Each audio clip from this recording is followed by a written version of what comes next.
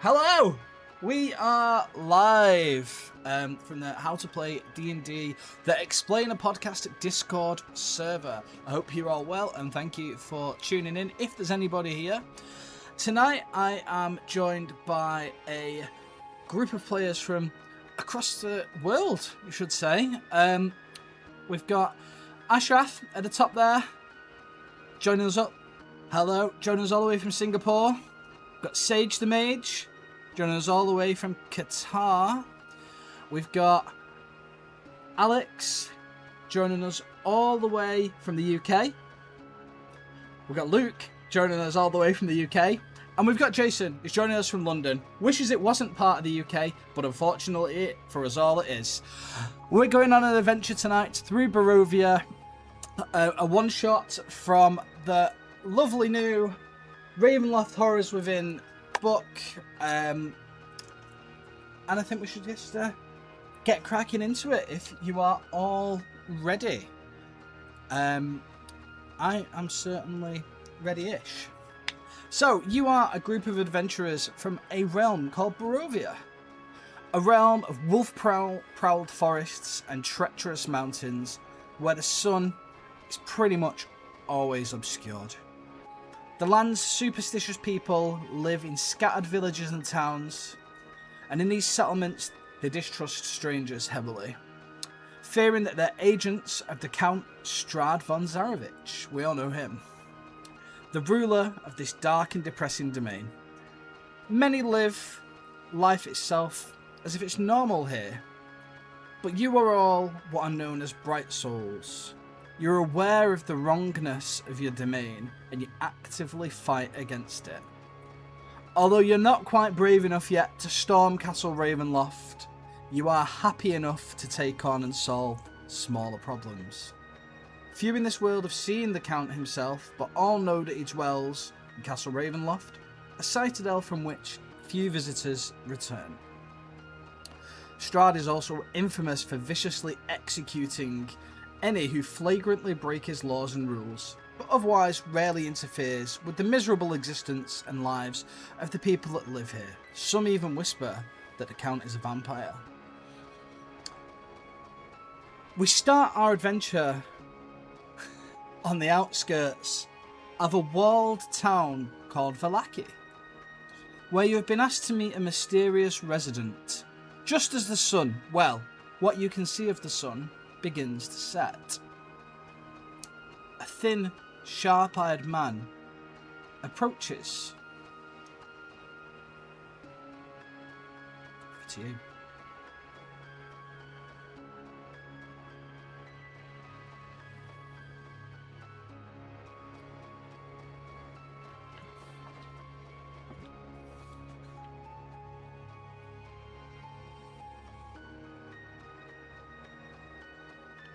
Shuffles towards you. Oh, you made it.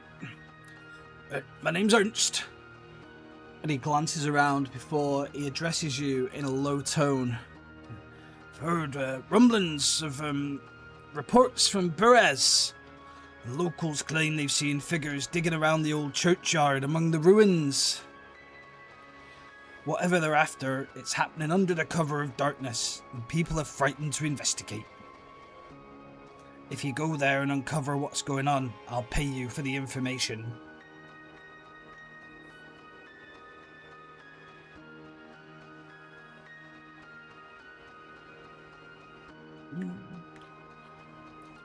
And this is from the book. I don't know how anyone in Barovia would have this much gold. I'll give you 2,500 gold pieces.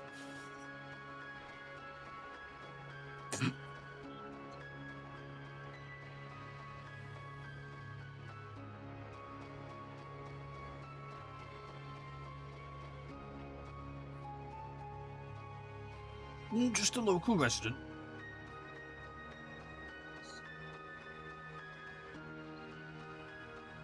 I like this man.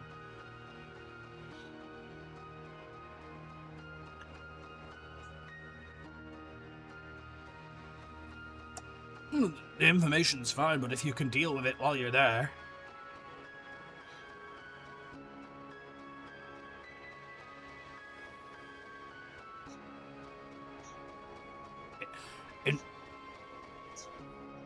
Information can get you a long way in Barovia.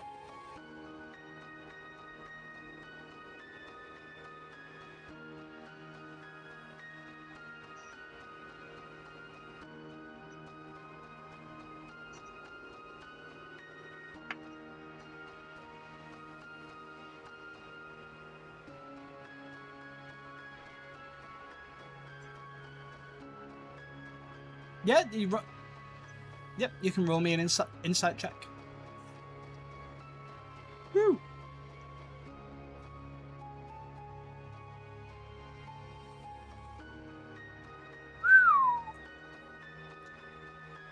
Okay, oh, hang on. There we go, sorry. The, stream preview had gone down. I was just double checking we were on. A 22 for insight. And what are you trying to... So you're trying to establish whether he is lying. Is that correct?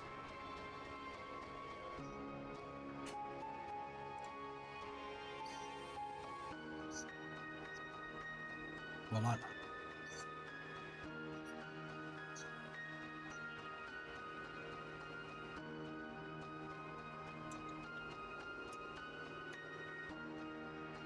No, not hiding anything.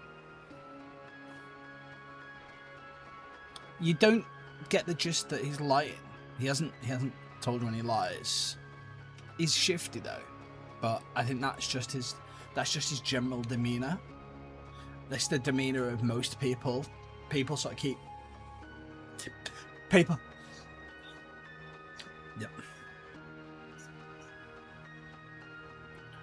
What are you saying about my smell?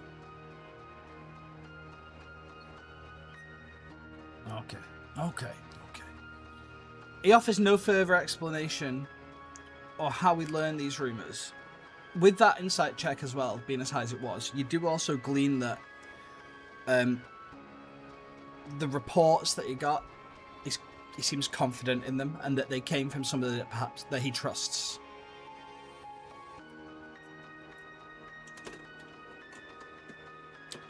Are you...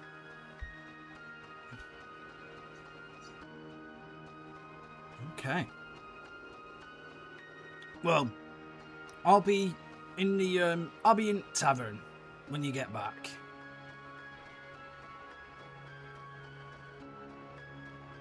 It's that way. And he points towards the gates.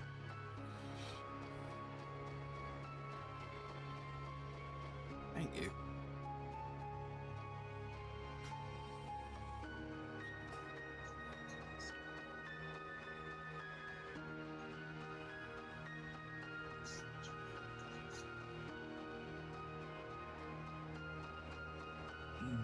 Not the first person to threaten to slit my throat, but okay.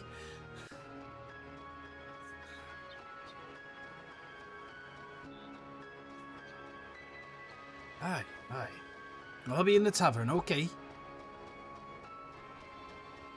Remember the name? Ernst.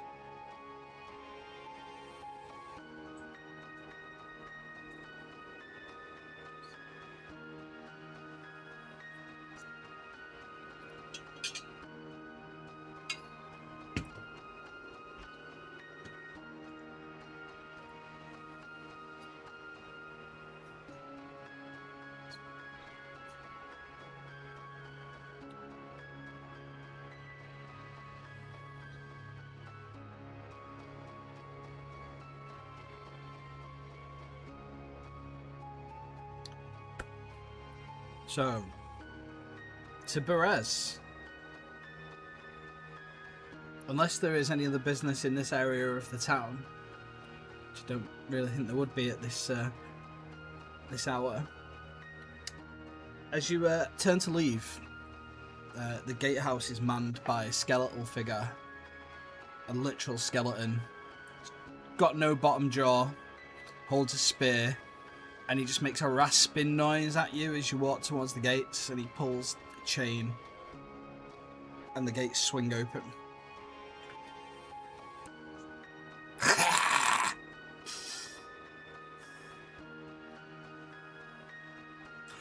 Nothing.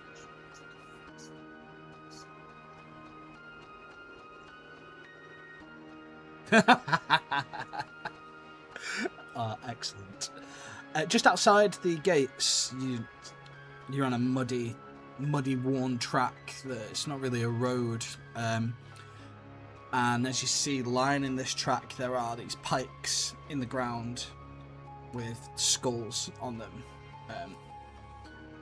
And these are fanged skulls of different undead creatures that have been killed and maybe put up as a warning, perhaps, to keep certain people away. But you do happen across a mouldy and faded wooden signpost with arrow, like plinths of wood pointing in the directions of the various settlements and villages. It's very difficult to read, though, and I don't think any of you will have been to Berez. Can somebody roll me an investigation check? The DC is only 12, to see if you can read the sign.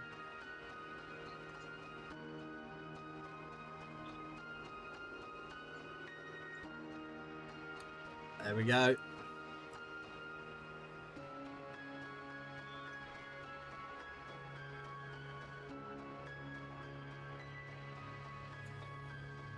$24. Okay, well, for 24, you can definitely read the sign. You maybe have to go up to it and rub it a little bit to get some moss off it and little bits of like grime and the general just dirt of the area. And you discern, it says Berez, and this is about 5 miles, which in a good speed you could probably get there in an hour and a half, 2 hours at a careful pace. And it points you in a direction off down the road.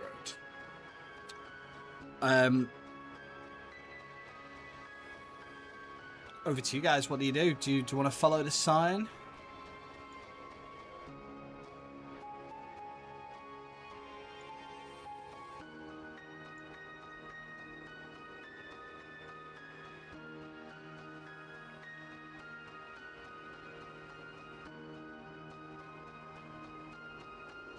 Now, the road to Berez. Does anybody think they've been to Berez? Anyone in the party, or will they?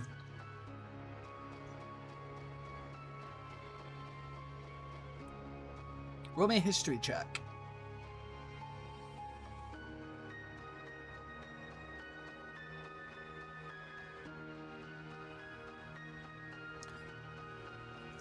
You may well have heard of Berez, maybe not in visiting, but you might have heard tales or shared songs with other traveling musicians, or even the Vistani about this place. Berez was a village that denied Strad von Zarevich's will and very much earned its wrath. It is no more than just mouldering ruins these days. And it's not the safest of places to visit.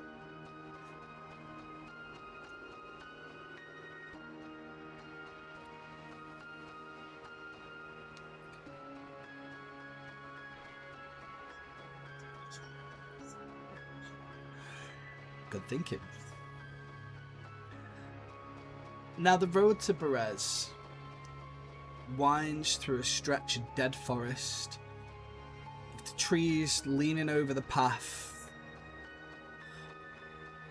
and the silent. There isn't much movement in these trees. There isn't many leaves in them. These are very much like dead looking trees. The air is cold, damp, and with every minute you travel down this path, the mist seems to grow thicker. And it starts to swallow the world around you. And all that remains visible are the faint silhouettes of your companions and the muddy road beneath your feet. And then the whispers begin. At first, barely audible, as if they're like faint murmurs carried on a breeze, although the wind is still. Can everybody roll me a wisdom saving throw, please? Oh. Oh no! Oh no! That's not good. Hang on. Oh no. Let's see if this fixes it. Sorry, chat. Hang on.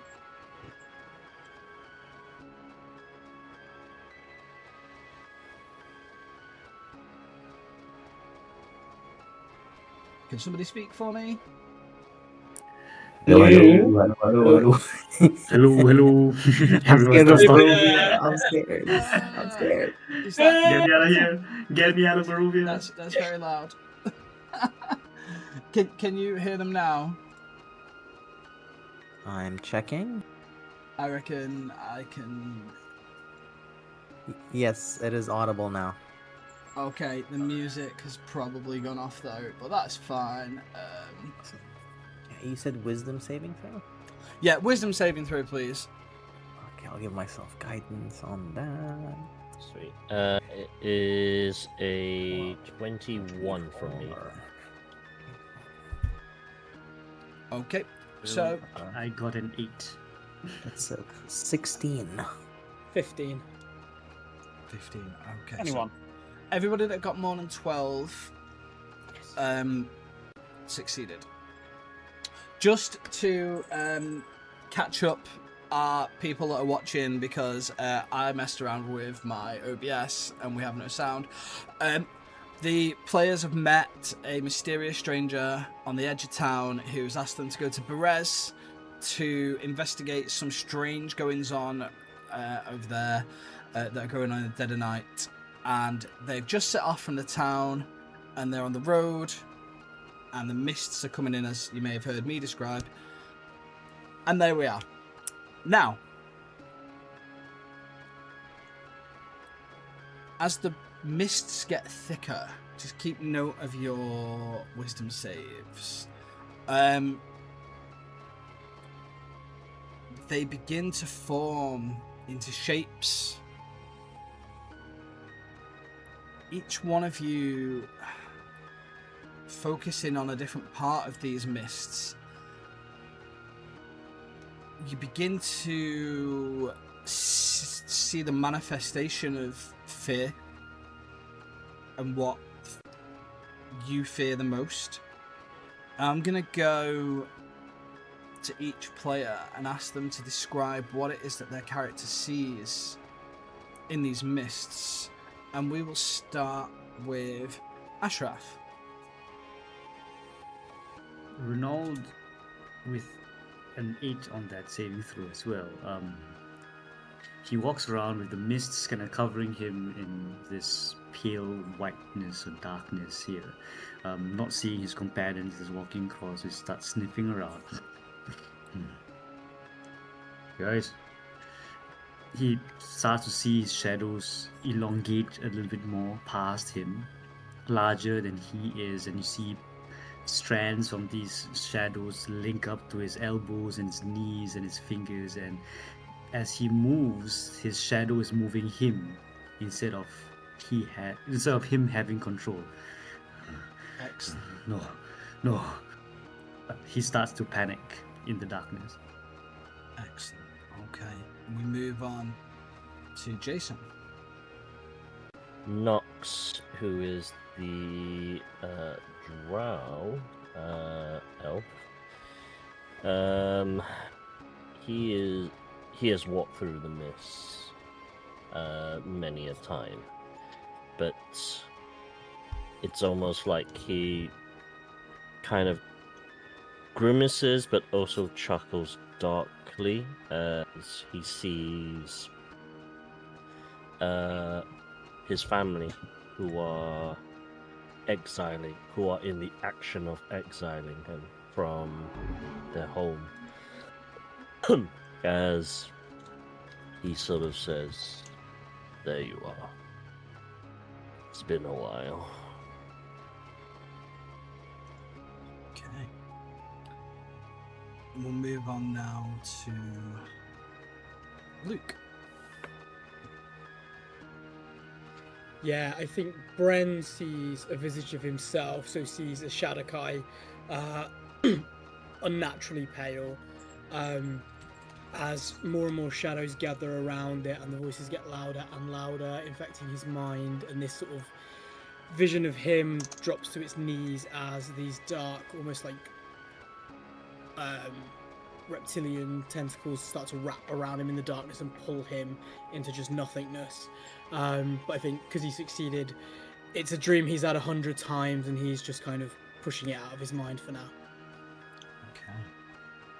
Alex, we'll come to you.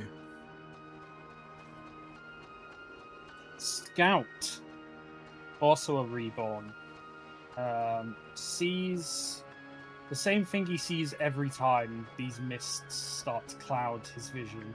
He sees himself in a dark, secluded spot in the forests of Barovia. A suit of what looks like ancient, rusted elven armor laid up against the base of a tree, being reclaimed by the bramble and vines. And then suddenly it jerks, but it can't escape the grip of the plants that over years and years have claimed it. And they start to grow into the armor and into the body contained within, pulling it tighter against the tree, unable to escape.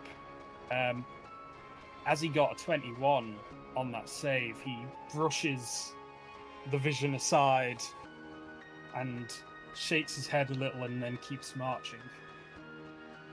Finally, to Sage and Quill.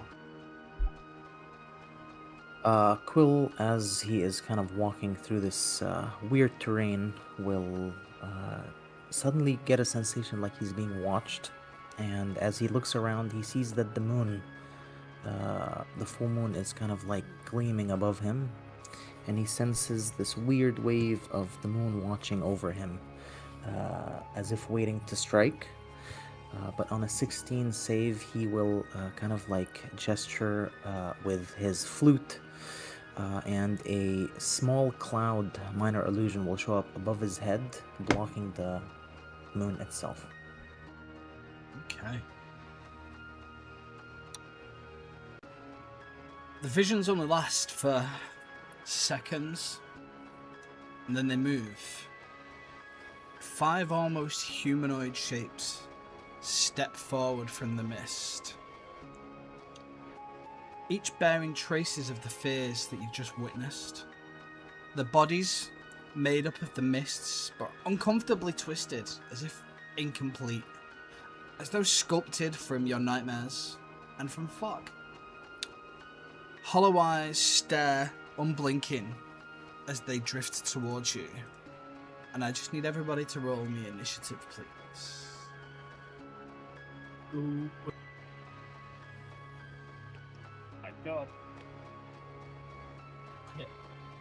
Just so you know, if you succeeded on your wisdom save, you have advantage on this throw. Yes, please. Thank God. That's it. Much better. Ooh, slightly better than the last. So I'll just take them. That's So, nice. Bren, what did you get? Let me just double check as things are clearing off my screen. It was exactly the same as the first roll, an 8. 8. Okay, Nox. 23. Quill. 22. Ronald. 9. 9, yes. And A good 9. Scout. 24. 24. Okay. Who got the 8th initiative? If Bren. you're willing, I can choose to switch places with you if you'd like to go farther up, as I have some healing stuff that I'd like to do maybe at the end of combat. Sure, yeah, I'll swap. Yeah, I'll go Okay, slightly. you'll get a 22. Perfect. So, I need to fix that in the. Sorry. Hang on. So who's swapping? Sorry. Quill and Me. Bren. Brent. So I'll need to add you back in.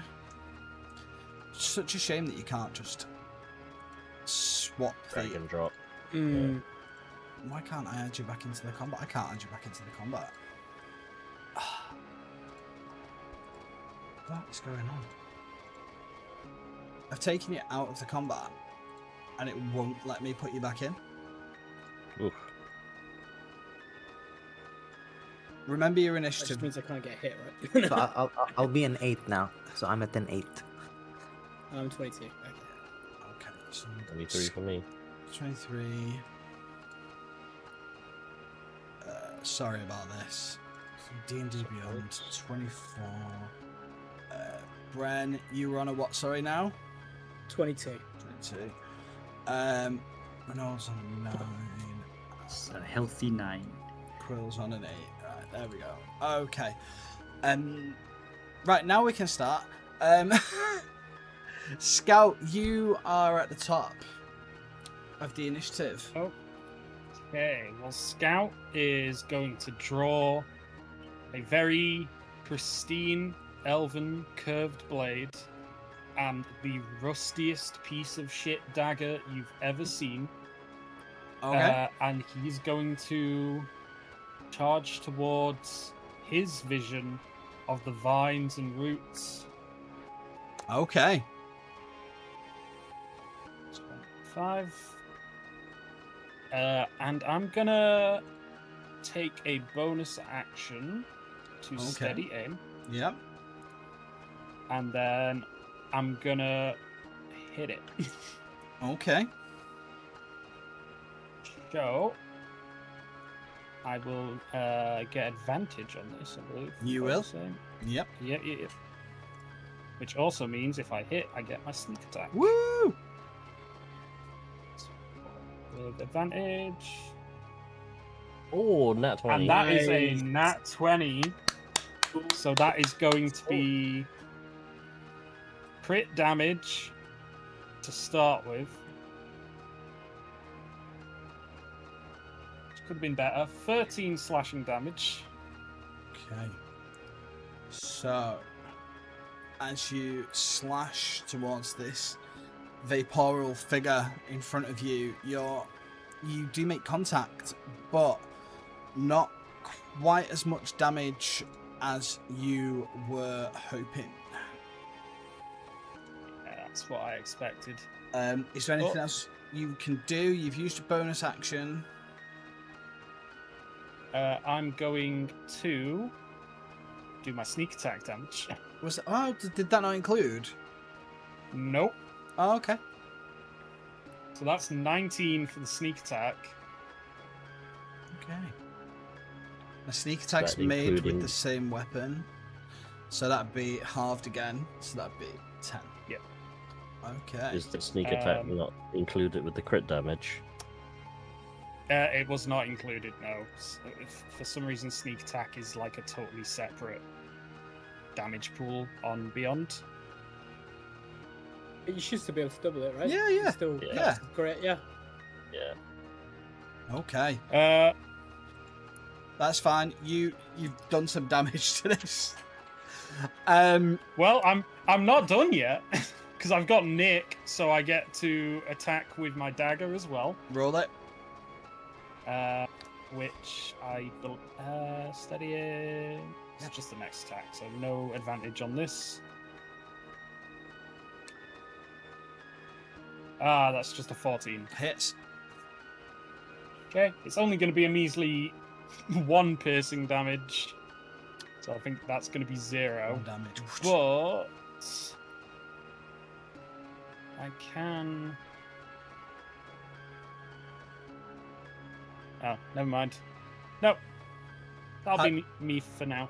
Describe how you hack and slash this misty, almost like shambling mound-esque creature to death with your daggers. So, at first he he sort of jumps from this rock. While he looks like almost a living set of armor, it is some ancient elven make. So it is so maneuverable and silent despite looking the way it does. So he just lunges off of this rock with his curved blade and brings it slashing the full way across the creature. And then he twirls round and jabs the dagger right into what he sort of intuitively gleams as its vital spot. Okay. Excellent. As you do that, the slashes of your blades, this mist just loses its form and it fades away into absolute nothing. You took that out in one set of attacks. Excellent. Is that now the end of your turn? That is my turn. Longest rogue turn I've ever seen. Nox, it is your go. Nox, seeing the mist form, here we go again, will bonus action summon his packed weapon, which is his dagger. Okay. And then begin to cut through the air, weaving magic, and will attempt to Eldritch Blast his mist. Okay. So I get 2 of those. Watch out. So a 12 and an unnatural 20. So the first one, you launch towards this mist creature and it just sort of whizzes past it, hits a nearby tree and just fizzles away into nothing. Your second one will hit though. 6 damage. 6 force damage. Okay. And he will stay there. Okay. So I'm clicking on the right thing and not trying to change their names this week, because last week I kept just trying to change the names when I was doing hit because Beyond changed. Me and Beyond have a love-hate relationship. Is that the end of your turn, Nox, or is there anything else you would like to do? All good.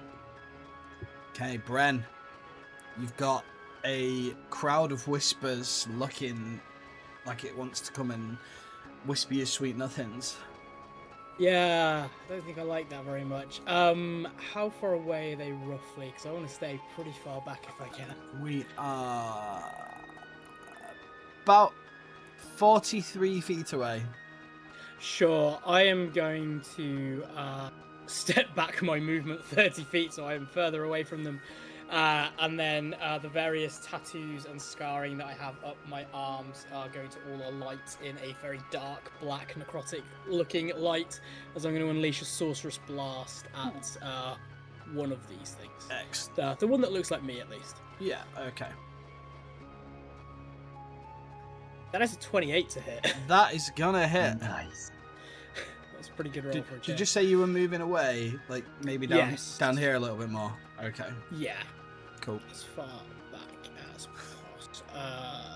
Is it more than 20? I'm now having a love-hate relationship with D&D Beyond as well. That will be 7 plus 2. That will be 9 points of acid damage to this. 9 points of acid damage. Excellent. Okay. Anything else on your turn? Got a bonus action you want to use? I'm going to hold off on a bonus action and just do that. Okay, it is now the turn of the Mist Horrors. And the first one is the moon. And the moon is gonna slowly make its way towards Quill. And it is going to make 2 Mind Rend attacks. What is it? Plus to hit. So the first one is a 22 to hit. Definitely it's And the second one is a 10. 10 does not hit. So Thankfully. you are going to take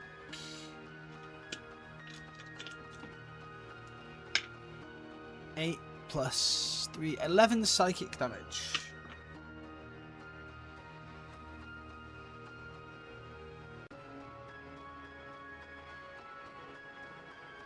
and it's going to use Okay. it's going to use its bonus action as well. Yeah, This this thing really hates me. I need you to throw me a DC 13 Wisdom saving throw, please. Okay. No, that was so close. That's a 10. You now have the frightened condition until the start of the Mist Horror's next turn. So that is the end of that one's turn. Now it is the soldier's turn, and it's gonna move in towards Reynold, and it is going to. Yeah, Just one thing. Oh, I go have on. counter charm, actually. Oh, If okay. you, within 30 feet, fail a save against an effect that applies frightened, you can take a reaction to cause the save to be rerolled with advantage. Go on then. Okay, let's hope. Let's hope. Those are 1 and a 2. Oh my word. Oh, Okay. You'd hate to see it. unfortunately you are frightened. Sorry. Okay, Reynold, it's going to make 2 attacks on you. First one is a 19 on the dice for a 24, and the second one is a natural. Second one's a natural 1. So you will take 2 plus 5 psychic damage, and it is going to stay there. Crowd of Whispers. How much movement has this thing got? 25. 5, 10, 15, 20, 25. So it can't get to you, Bren. But it is going to use its 1 a day spell. No. And I would need you to make a DC 13 Wisdom saving throw, please. Not Wiz. Sure. Oh, 16, exactly. No effect, that's fine. That's the end of that one's turn. And then this one, 5, 10, 15, 20, can get into you, Nox. So you make 2 attacks. That one's going to miss. 16. I have mage armor, 18. That one misses too. Okay. Reynold, it is your turn. You are face to face with this horrible mist form soldier that's looking at you, approaching. I think initially he was being this lupin, matted skin from the mist, matted fur, feared, panicking at the start with his shadows moving him instead. But with that natural 1 on this creature attacking him, he's right. These can be killed. He will take out his short sword, his scimitar first to make his attack. Okay. Oh, sorry, he'll use his bonus action to cast Hunter's Mark. Okay. Perfect. Then for the scimitar, golly, 11 to hit. Unfortunately, 11 is going to miss.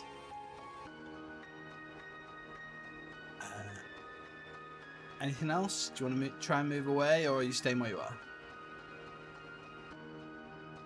Oh, we've lost your sound. It's Nick. No, I'm so sorry. It's right. It's Nick for the scimitar. So he's gonna Okay. make another attack with his short sword. It's holding on to his other hand. It should be rolling. Again, to be honest, not rolling for me. Alright. Give me a minute. Let me just roll proper dice. That is a 19 to hit. Yeah, that hits. Alright. So that is a d6.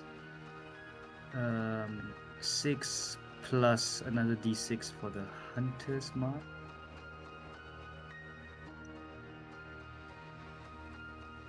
Sorry, give me a minute. Yeah, no worries. No, sorry, d6 for that.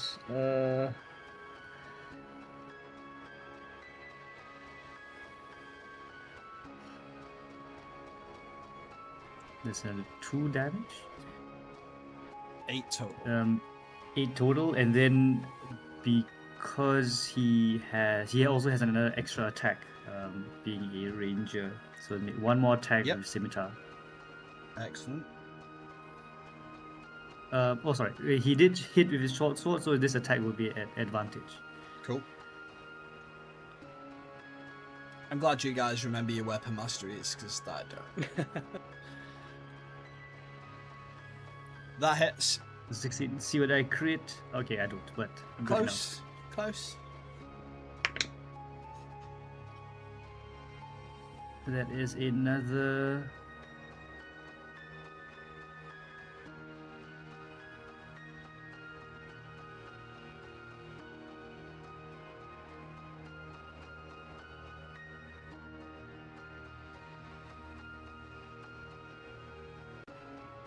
So 4 more.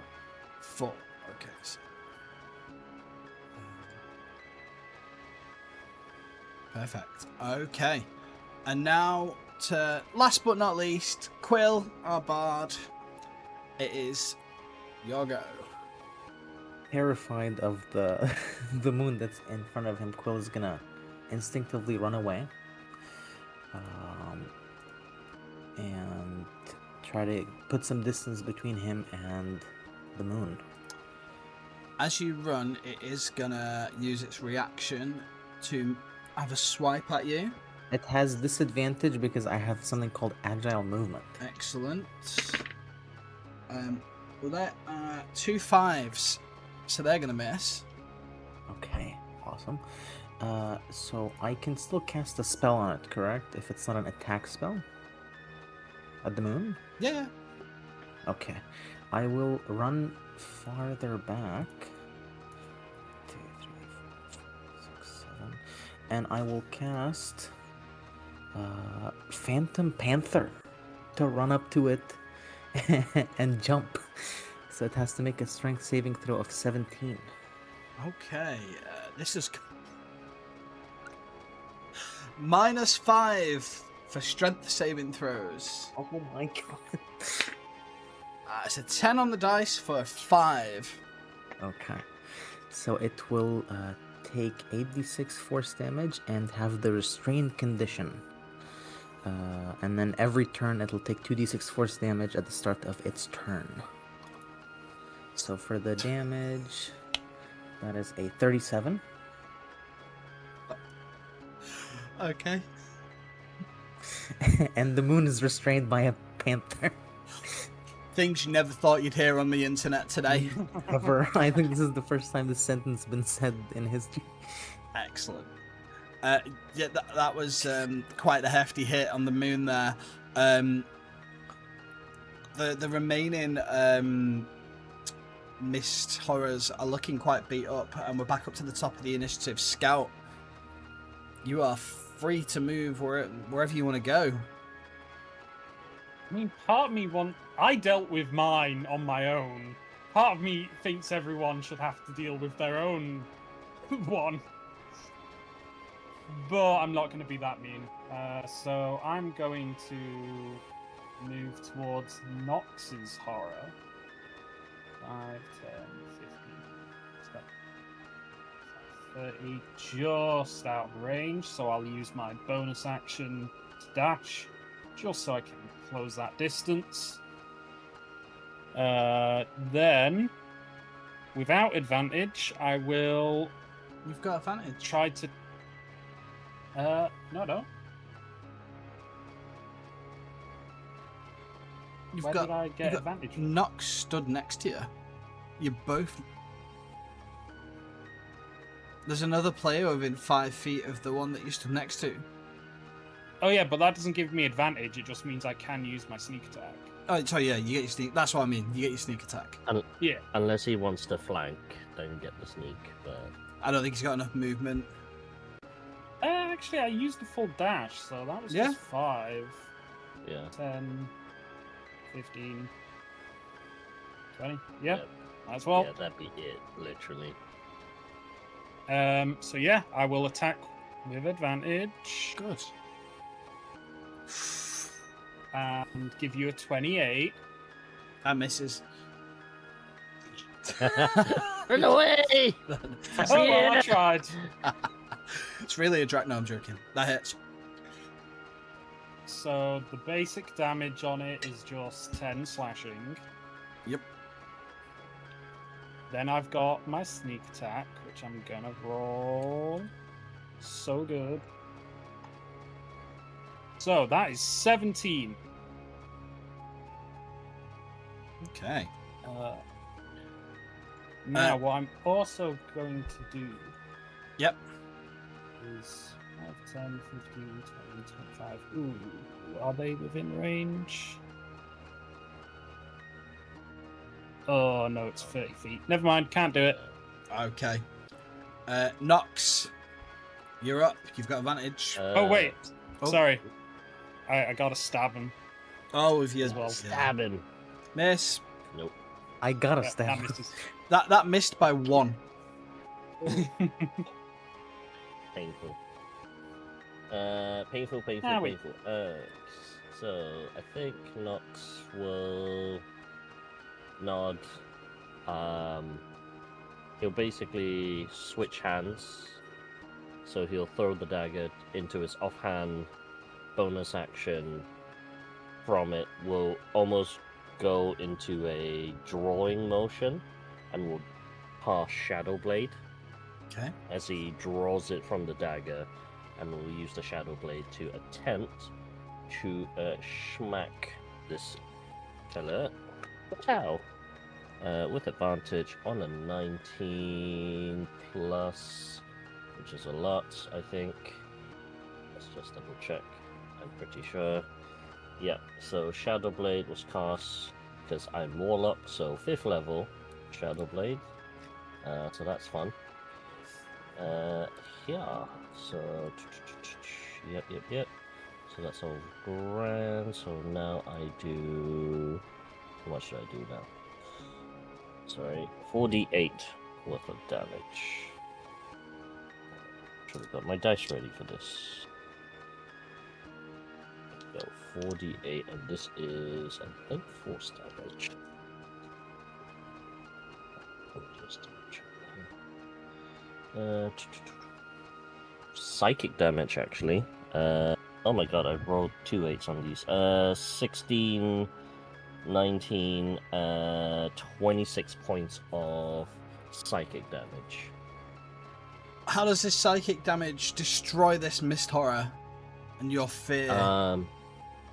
As the Shadow Blade strikes through, it sort of attempts to take form of a vaguely feminine form as he just whispers, "Not today, Irina, not today," and will just strike through her. And just spreads out across the ground, rolls away. Down to 3. Alright. Fantastic. I will go 1, 2, 3, 4. I will then move up here Yep. to give Renelle the advantage. Can I? Yeah, I've done it. I've done everything I can. Go for it. Bren, we are back with you. Okay, seeing his friends absolutely annihilate their own ones, he's like, I've really got to do something here. He's gonna Ray of Frost his again. This time, that is I rolled a nat 1, which also triggers something else for me with my Gathering Whispers stuff. For rolling that 1, I need to make a Wiz saving throw. If it's below 17, which it is, I'm now deafened and I have disadvantage on ability checks and attack rolls. So I go to attack, the whispers take over my mind, and I'm deafened and I can't do anything right now. Oh no. The moon. Quill, The moon will take 2d6 at the beginning of its turn Oh. from the panther. roll it. Roll it. That is a 6. How does this panther eviscerate the moon? I'll say the panther, as it's on top of the moon, will just start slashing until the moon comedically turns into cheese and falls on the ground.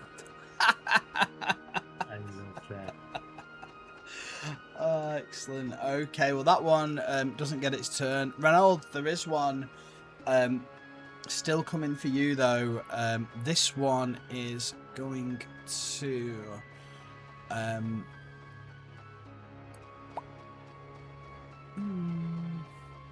yeah, it's gonna mind rend you.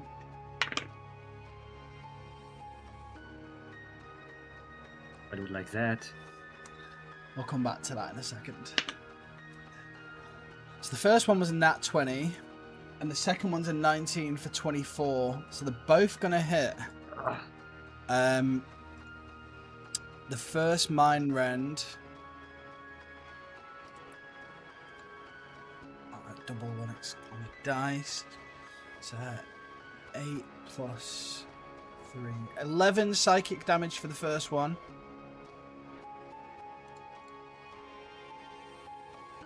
And 11 psychic damage for the second one. And that's the end of that one's turn. How are you looking, Renault? I am hurt, but still holding strong.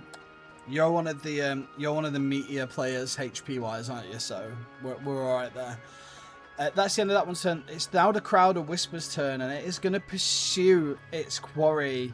Remember, it's only got 25 feet of movement. 5, 10, 15, 20, 25, and it can't command you because you're deafened. You will not be able to hear it.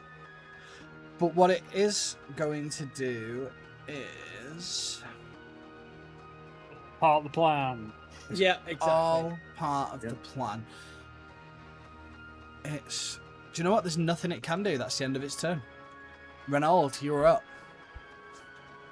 All right. I think being slashed across and hurt by this mists and seeing Nox appear behind gains a little bit of strength, knowing that he has his companions around him, so he's going to make his attacks with advantage. Okay. Right, the short sword first. Scimitar first.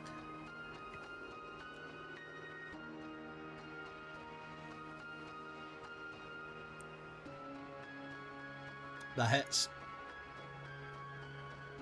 Let's see what I crit. So that is 6, and then your Hunter's Mark. Oh yeah, I do need to roll saving throws for a Hunter's Mark, right? Because I was concentrating on Yeah. it. So it'd be a 10, DC 10 con save. You're fine. Alright, great. Alright. So that's plus a Hunter's Mark of another 3 damage for the first attack. Okay. Then the second one, the short sword.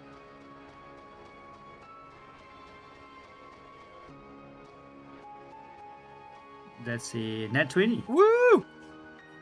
Excellent. Nice. Yes.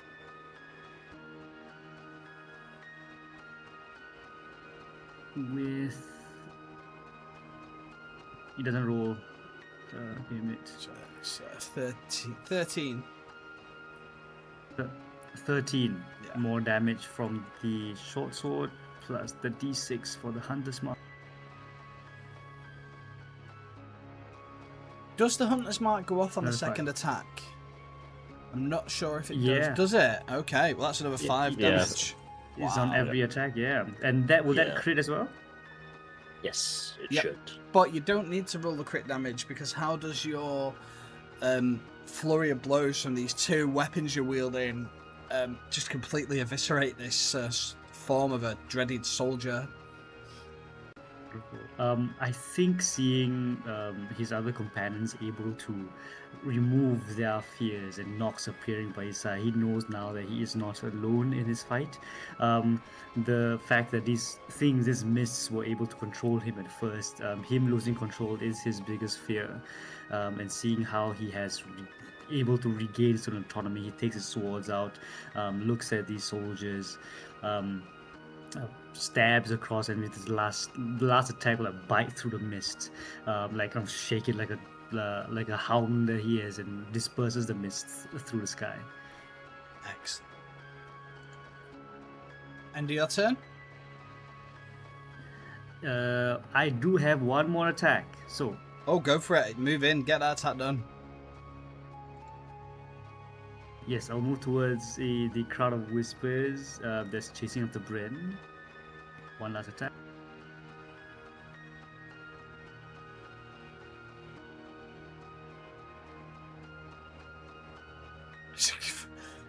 Another crit. Excellent.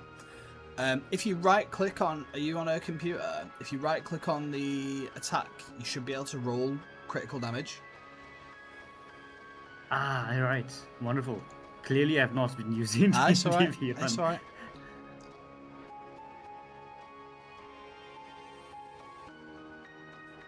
Eight damage. Okay. And the Hunter's Mark as well.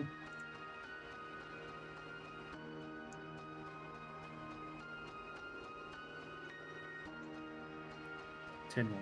That's a hefty chunk of change taken off this this crowd of whispering, like almost demonic-looking people that are chasing after you, Brem. It is now Scout's turn. Okay. I'm going to. I have to bonus action dash again. 5, 10, 20, 25, 30. Bonus action dash. 40, 45, 50, 5, 60 as well. Did it skip my turn? Oh, so Oh shit! shit. No worries, no problem. I thought maybe You're not in the.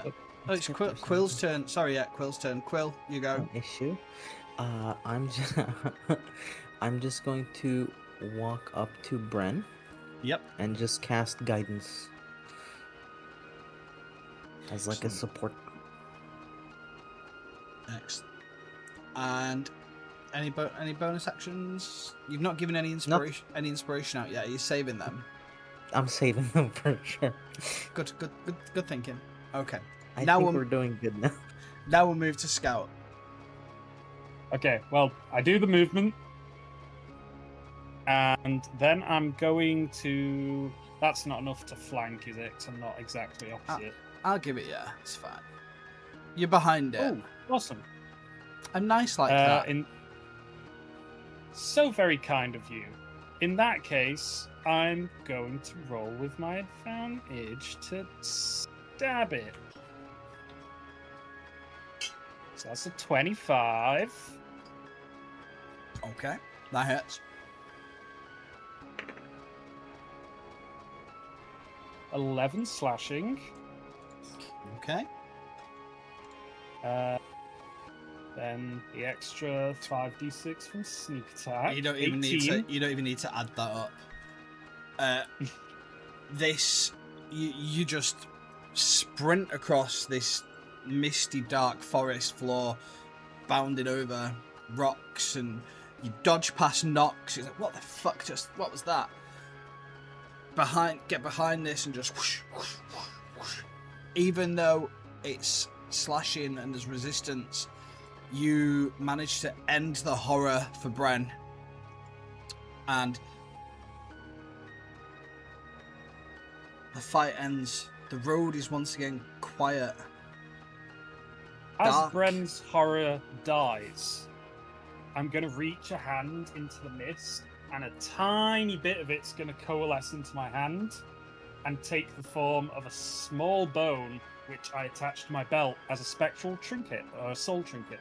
Okay. I'll allow it. You have to! It's part of the rules! I can just do that! Okay. I've not read that. Brent's one. just like, why did you do that to mine and nobody else's? The deafness is worn off by now. Yeah, the deafness drops. The forest is again quiet still. And you take a minute to compose yourselves. Does anybody want to ask anybody about their particular fears, or are you just all going to forget that ever happened? That was fun. I Fun. think we all Fun. did very well. Fun is not a word I would use, but Is anyone particularly hurt? I think Renell or Bren was. Yes. I'm a little hurt here. I'm not physically hurt, just my ego's hurt. I see. Well, we are here Emotional to help each damage. other. We are here to As help each everyone's healing, I'm going to walk to what looks like this burnt out little campfire here, and I'm going to use Druidcraft to relight it so we can all chill for a minute. Okay. Sure Do you we want? want- do we want to Are you sure camp you on want to these light a beautiful fire? Yeah, that's what I've done. Okay. Okay. So while you all just heal, you've probably got about half an hour left in your journey to Berez. Are you casting healing spells? Definitely can't take a rest in the forest. Something will come and eat you. I will take a. I'll take a minute whilst all this healing is happening. I will use my esoteric magical cunning. Yeah. Yeah, so I will use it. I will perform an esoteric rite for a minute just to regain one expanded spell slot back. Nice. I will start playing one of my instruments and cast Healing Word on myself. Very nice.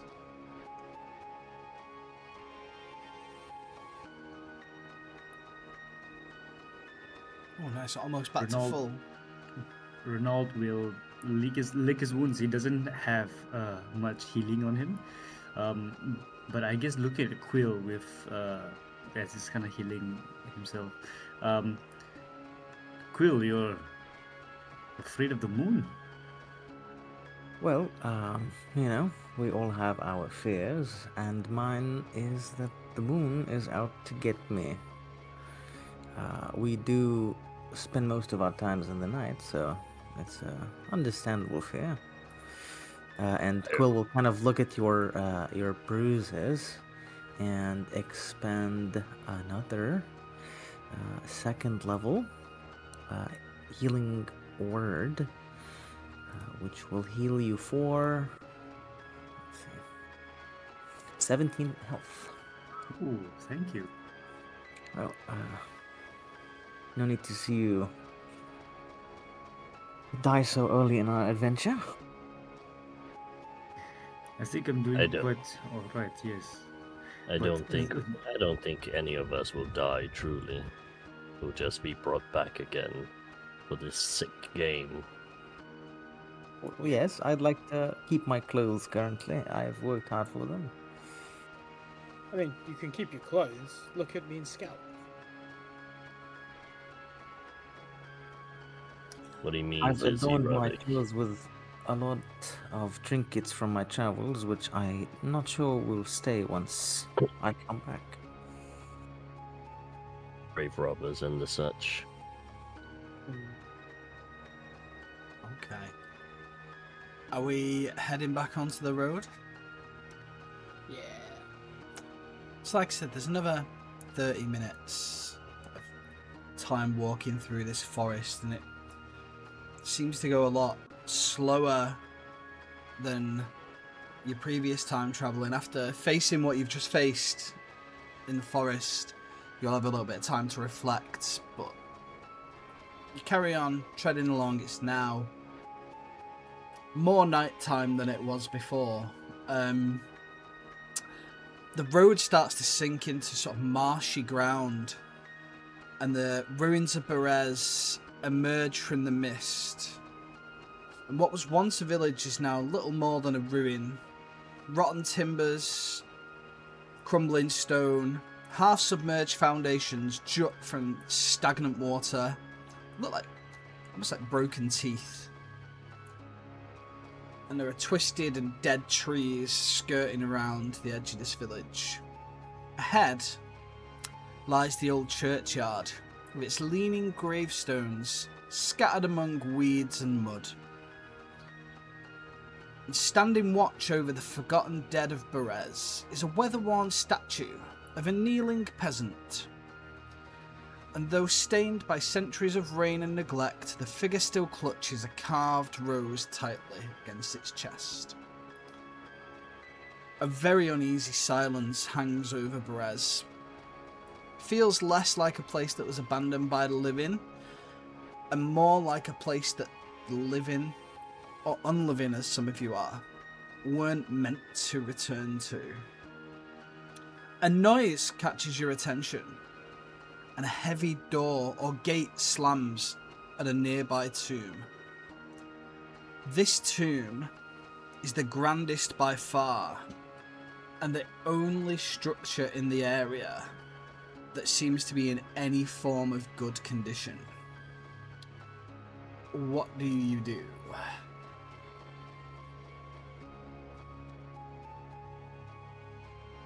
Definitely not reading the top of the map's name. Yes.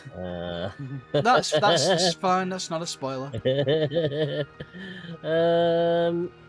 Do I recognize or know who this statue might be a tribute to? Like, particularly famous Barovian or historical figure? Roll me a history check. Or religion. You decide.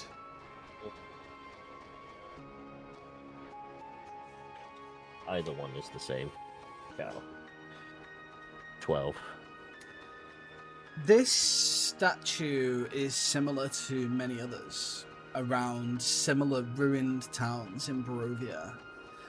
And they are placed there maybe as a bit of a sick joke by the Count himself after he eviscerates a place. Almost a bit like a backhanded sort of sorry. I don't like this. This is the mark of the Count. Entire place reeks of undead. I think at hearing that, Quill will instinctively kind of go into a kind of stealth mode, and I'll try to go into stealth. Okay. 14, not very good stuff. Crouch down. You think that you're moving quietly. And as you're shuffling around where you are, you're stepping on twigs and kicking bits of gravel, and it's very, very obvious where you are. But nothing is moving apart from the door slammed. That noise came from here.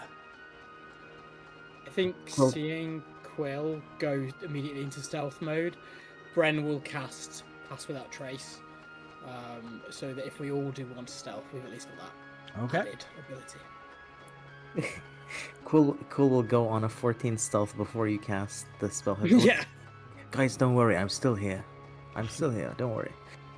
I can see you, Quill. No. You're right there. Yes. It's really Wait, loud. Now you see me because I told you I'm here. Whose was that? That was mine. You're the rogue! It's a 7, not a 1. They said nat 1. You're the rogue. It's not a nat 1, it was a 7. Or was it a 7? 7, yeah. It looked Yeah. like And a it adds 1. up to 20. Yeah. I'm very stealthy. Nox will he will approach the door just absent-mindedly because he's got like a little bracelet that has a small amulet of what may or may not be his patron as he just sort of approaches As he the passes door. by me, I'll tap him with guidance. Okay. Nods. And will perceive. Yeah, I think he'll perceive and see if there has been. If there are any tracks of the sort. Roll me investigation, not perception. Oh, fine.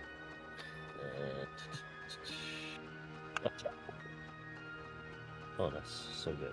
That is a 19 for investigation. There are some footprints in the mud. They look humanoid, boot prints. There's a few. You also... Sorry.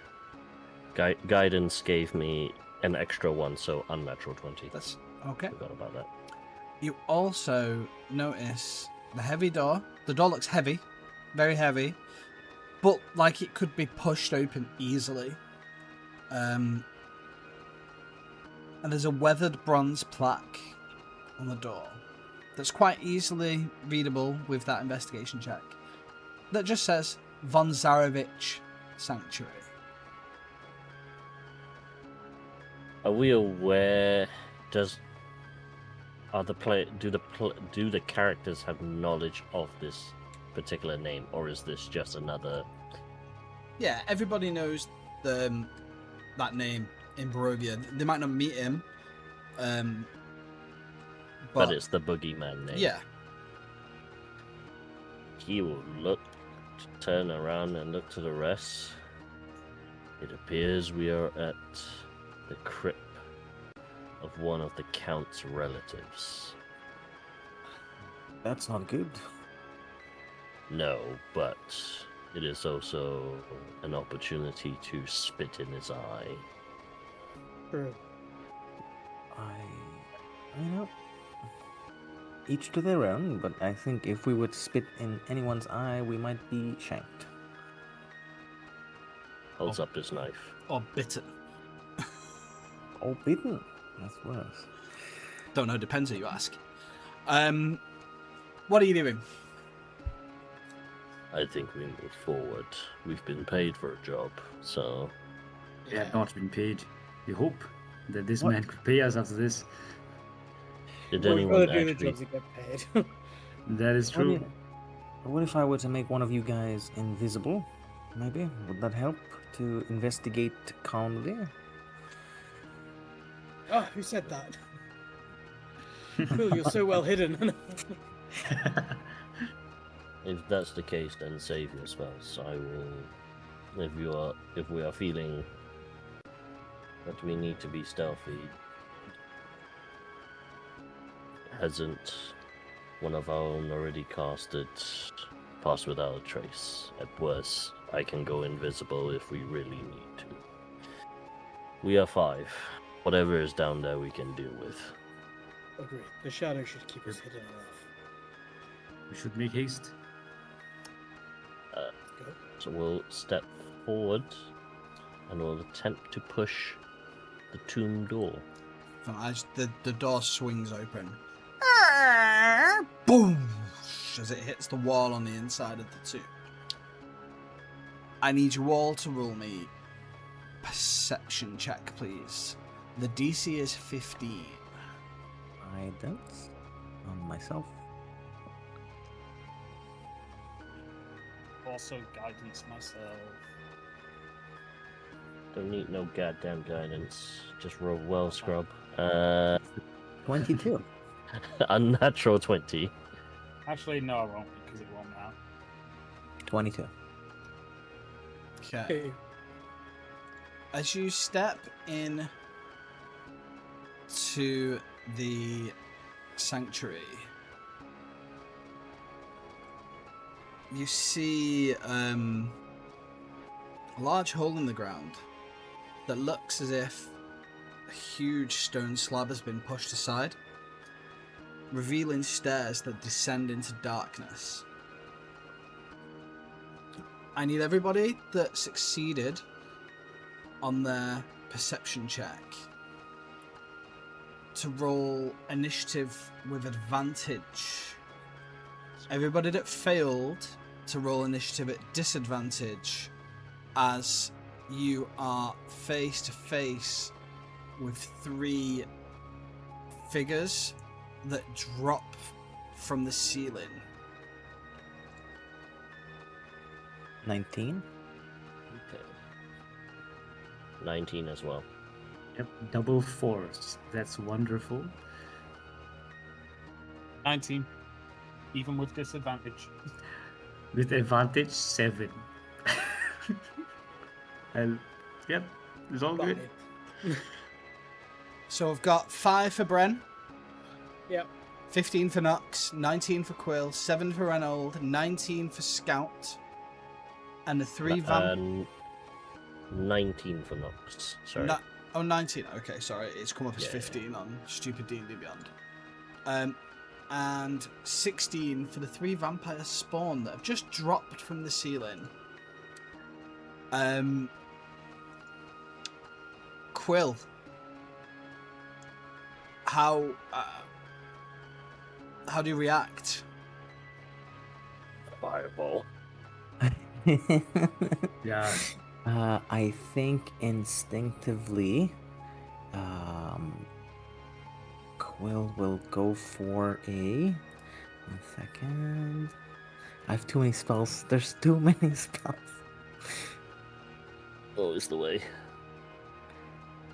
Okay. Hypnotic pattern. Okay. So, each creature, wisdom saving throw of 17. 17. Okay. or- Vampire A. Nat 20. Oh, Vampire B. So plus 3. 17. Vampire C. 9. so one of them is affected. Okay. And then as a bonus action, I'm going to. Who's next? I'm going to cast Bardic. I'm going to give Bardic Inspiration to Nox. Ooh, excellent. And roll a d8 and store that spirit. Yes. So that is going to be a 7, which is. Okay, I'll keep that for when I want to use it. Perfect. Okay, that's my turn. Okay, Nox, you are up. He'll look. Peons. He will almost. He'll actually take both his hands and just pull, like just crack his jaw underneath, and will bonus action Form of Dread as his form just gets like a bit too Slenderman-ish, where the limbs are just far too long for to be just uncomfortable. Okay. And then he is going to. What's he going to do now? Right. Can I think. Yeah, go on. Let's do it. Spells. Here we go. Right. 2 questions. A. If I shoot a Eldritch Blast, is that at disadvantage since I'm at the door? Because I'm at melee range. If you went for A and B, it'd be a disadvantage. Yep. C, it would But not. for C now. Fantastic. He is just going to just oil his hand and then just like a serpent slink out 2 Eldritch Blast at Vampire C. Okay. Both should hit. Lowest was a 19. Hit. Fantastic. Right, so. So, that happens. Your attack roll. Okay. So, first of all, I actually get 10 hit points, so I will do that in a second. Nice. So I get 6 10 hit points with okay, so once per turn. Sweet. Okay, so a lot of things. New subclass. Okay, so let's do the Eldritch Blast first. Because I have an ability called Arcane Necrosis. My spells, once per turn, when I cast a spell that deals damage, I can change it to necrotic, and it will ignore necrotic damage, resistance to necrotic damage. So the first Eldritch Blast will do the necrotic, and then with the dreaded necrotic, I can basically roll an additional damage die for it. Excellent. Thank God for that. So that is 11 plus agonizing. That's so much. So that is 11, 15 points of necrotic damage. Okay. And then this one is 5 necrotic damage. Okay. And then because I hit him with a attack, my dread form, he needs to make a wisdom saving throw or be frightened. DC is, give me 1 second, 16. 16 wisdom. Yes. 15. He is now frightened and cannot willingly approach me. He is now frightened, but he is no longer charmed because he's taken damage. That's fine. Um. I'm keeping in there. Okay. That's me, all done. That is you done. Scout, you're up. Okay, I'm going to slip past my friends here and in between these two vampires. And then I'm going to bonus action, steady aim, Mm-hmm. and then I'm going to start slashing at Vampire A. You can't steady aim. Hmm? You can't steady aim because you moved. Steady aim is to sacrifice the movement for advantage. Yeah. After you use it, your speed is 0 until the end of the current turn. Yep. Oh, haven't moved. Okay, yep. Fair enough. Nope. Yeah, so you can only use it if you've not moved. That's fine. In that case, I'm just going to stab him without advantage. Okay, which one are you going for? Vampire Vampire A. Okay. A for ass. A. God, I keep rolling 7s. That's a 16. 16 hits. Yay! Okay. Meets it, beats it. Well, that is 10 slashing damage. Okay. And then my sneak attack damage. It's an extra 12. 22 slashing on that. Then I use Nick to get a little stab in with my dagger. 17. Hits. For an extra 2 damage. Okay. And then bonus action. I'm going to disengage. And You run away and the vampire just hisses like, "You come back, you little bitch!" And then your turn. yeah, that's it. Okay. I'm replying to that. They just No- mad Nox they ain't looks- as good as me. Yeah, Nox looks at Scout like, you gonna take that? Vampire Do A not care. is going to step in They're to going Nox, to be dead in 5 minutes. Yeah. and it is going to make the first of the 3 attacks that it gets to make. So I'll roll its 2 claw attacks first. Yeah, go for it. First one is a 10. Miss. Second one is an 18. Just hits. So that's 4, 5, 8 slashing damage. Yeah. That's my What 10 hit points size gone. are you? I am medium. You are grappled. Reaction then. Okay. Actually, how? Actually, yeah, reaction. He is going to, because of my Mistwalker trait, when I take damage or fail grapple, yep.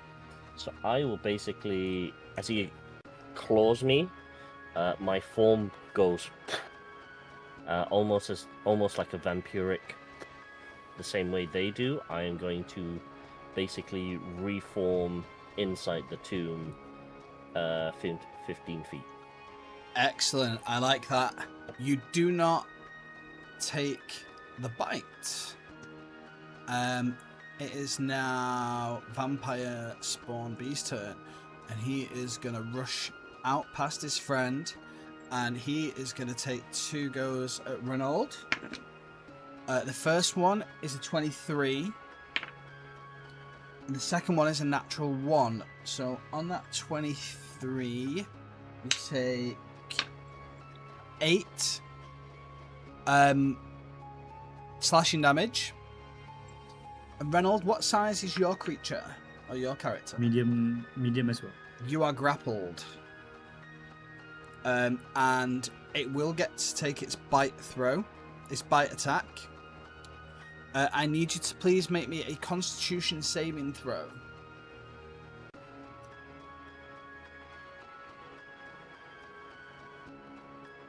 20. Unnatural 20. Okay, so you are...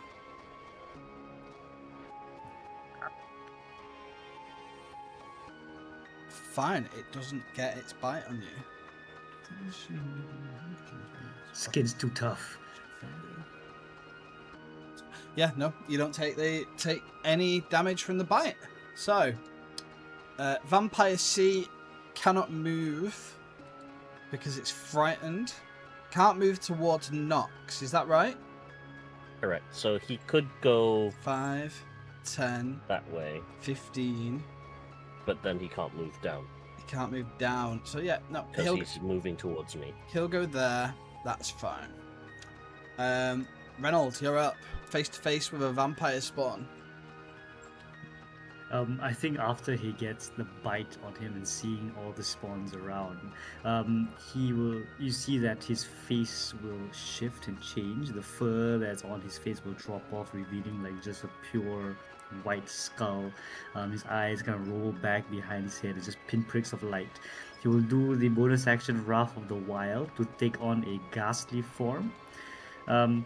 He adds +1 to his AC, but the moment he transforms, there is an emanation around him of 10 foot.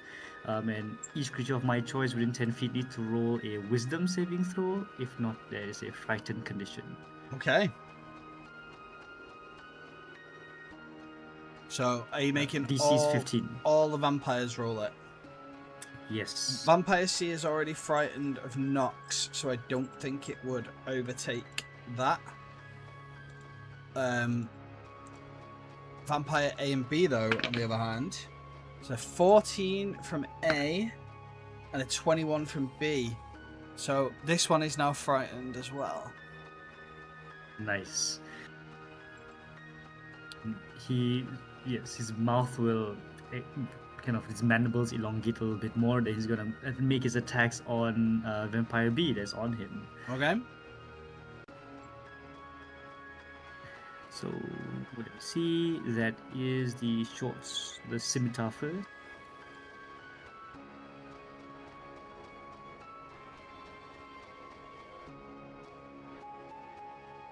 You have a disadvantage, by the way.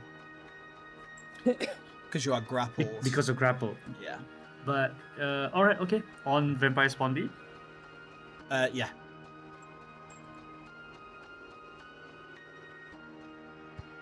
Yeah, that's 13. I don't think he hits. Misses. Alright, then I'll take the extra attack.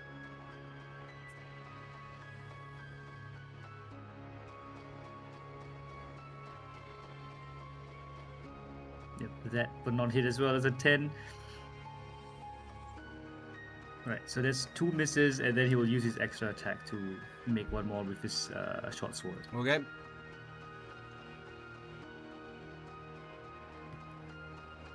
Nope. Nope. All misses. All misses. Brett. Tough. Bren, it swings to you.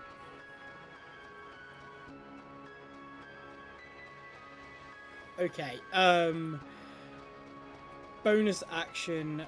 Bren is going to summon his Beast of Ill Omen. So, from a sort of rib cage underneath his robes, this sort of spectral beast will appear. Almost looks like if Cthulhu had a dog, and is going to appear behind Spawn A, which isn't going to give much of an advantage right now, but it will eventually. I'm picking land, so it would be able to give us pack tactics for people within 5 feet. So it's not going to do anything right now massively, but it will go after my turn. And then I will, as my action, use a cantrip of my Sorcerous Blast again at spawn A. Okay. I think that's the only one I can do where it won't give me disadvantage for being too close. And I can see. 26 to hit. That hits. Cool. That is 7 points of acid damage. Okay. So that's that turn. My beast goes immediately after me. So it will do its attack, which is only has 1 attack because of the level that we're at. But it will do its rend attack on spawn A. So it's a roll plus my spellcasting mod, which will be +5. So if I just roll a d20 +5. That's an 18. That hits. Cool. It will do probably more damage than I did. 6 points of damage. It's piercing damage, if that makes a difference. Nope, that's all good. Perfect. And then that's me. Quill, back to you. Okay. So cool seeing the current is second.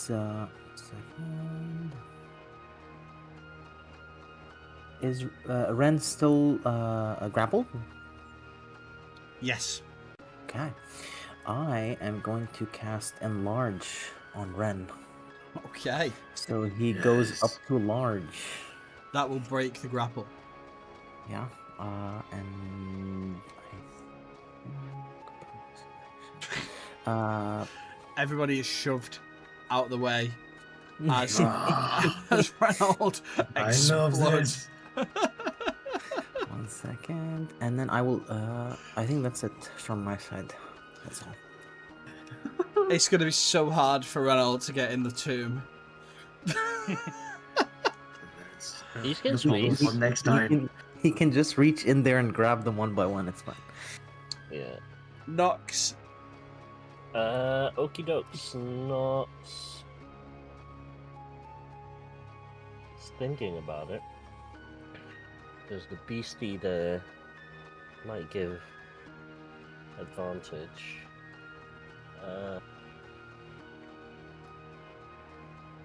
See, it's still there. Okay. Don't want to give C a chance. Alright, cool. Okay.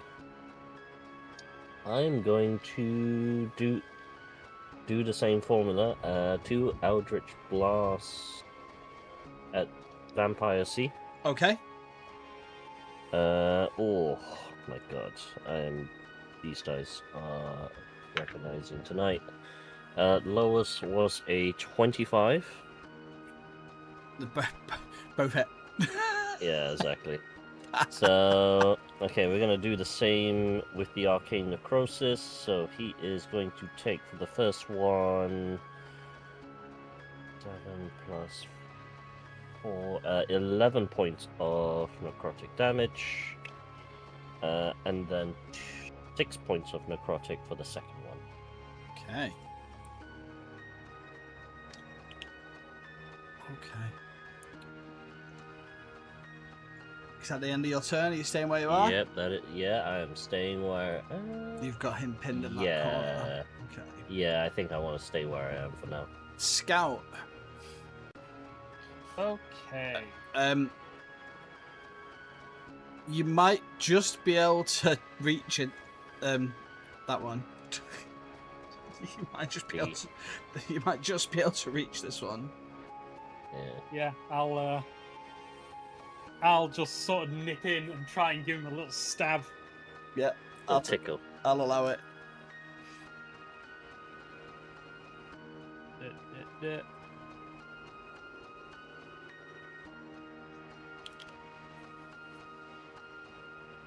I'll take 27. Oh yeah, that hits. So that is a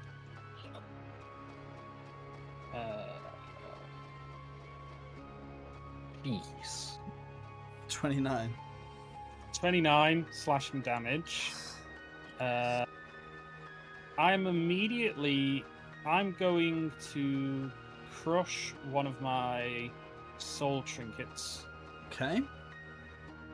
and I'm going to use Wails from the Grave, which Ooh. means I can target Vampire Spawn A, and they're going to take 3d6 necrotic damage. Okay.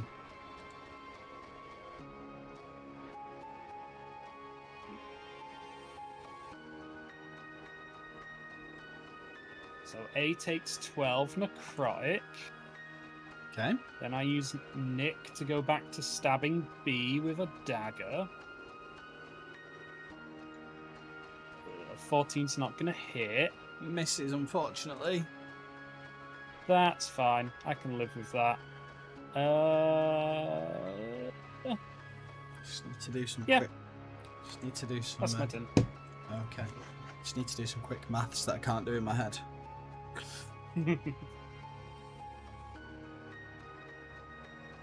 I'm assuming these guys are going to be resistant to necrotic. But Yeah. extra I'm damage is extra damage. Yeah, I'm the only one who can bypass it for the moment. That's fine. When I'm doing... I mean, they might be resistant to just, like, plain stabbing, but when I'm doing, like, 29 damage... Be as resistant as you want. I'm still gonna kill you. Vampire Spawn B, sorry, is going to make 2 claw attacks on Renaud. But it's not going to be able to grapple you, unfortunately. It's a nat 20. And a Yeah, and a please. 19 for 25. So I'll roll a crit first. Damn, DM is out tonight for blood. 2d4 plus 3. So 11 for the first one. And 7 for the second one. 18 slashing damage. It is, though, going to use Deathless Agility to disengage.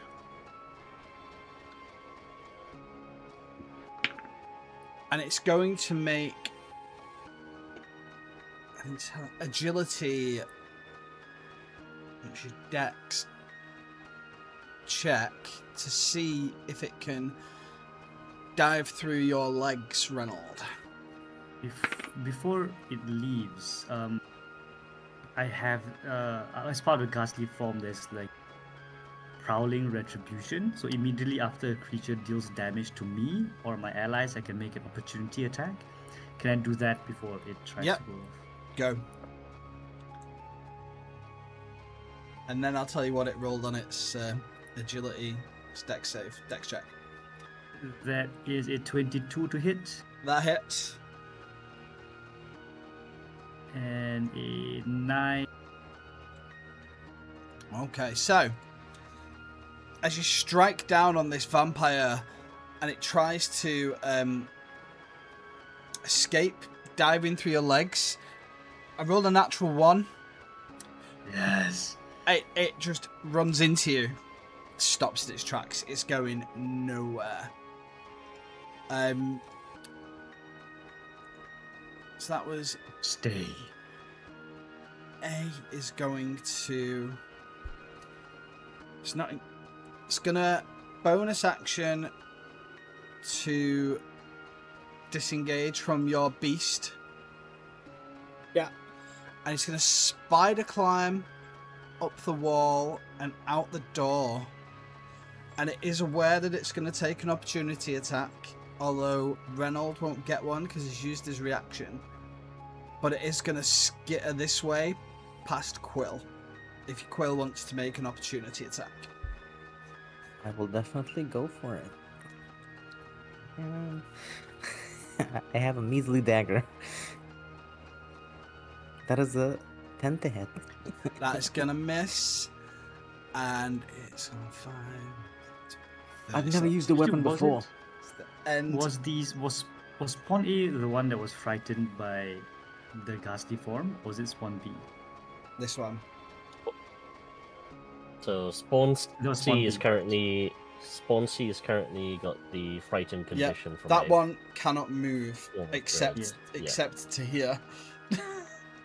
And then just now when the ghastly form, right? There was it the same one that got frightened by Um, me? Was it this By Renault. one and this one saved, didn't it? Alright, okay, so it's B, alright. Yeah.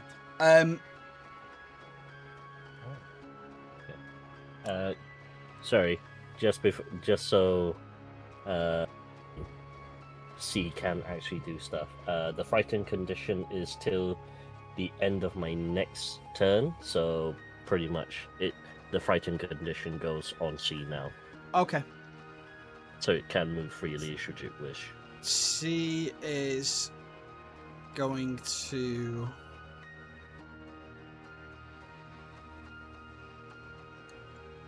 come and see you, Nox. And it's going to use its claw attack. That's an Okay. 11. Miss. And a 13. Just Yip Man, just like palming away his claws. Just What are getting you doing? air. And it's going to stay there. Reynold, you've got a big form going on. Does that give him anything else, Quill, or is he just big? So it gives him, I think, plus a d4 on all his attacks. 1 second. So he On damage. has advantage on its strength checks and strength saving throws, and the target's attacks with its enlarged weapons or unarmed strike deal an extra d4 damage. There we go. Excellent. Alright. Excellent. Renault looks at Quill. We need to do this more often. Renault will first howl. This unearthly howl escapes from his skull face. And each creature within 50, if my choice, within 50 feet must make a wisdom saving throw. Okay.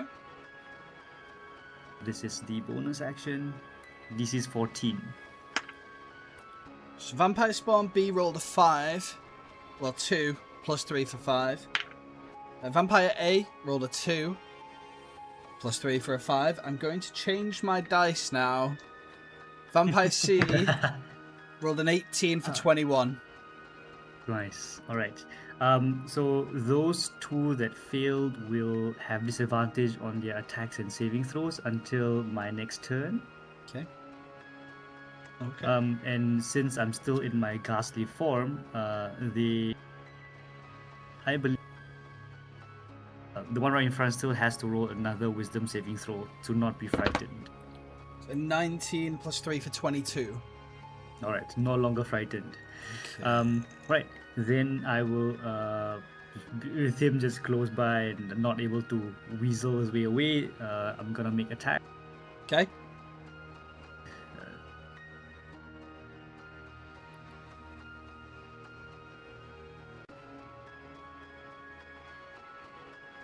That hits, definitely.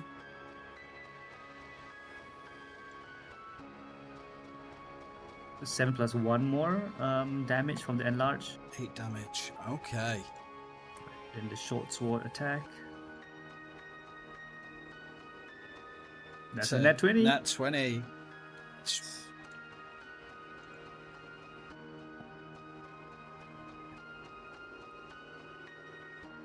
The enlarge, does it crit as well? Yeah. All your dice will crit, yeah. So that's another 10 plus 5, 15 more damage. Last attack, the scimitar at advantage.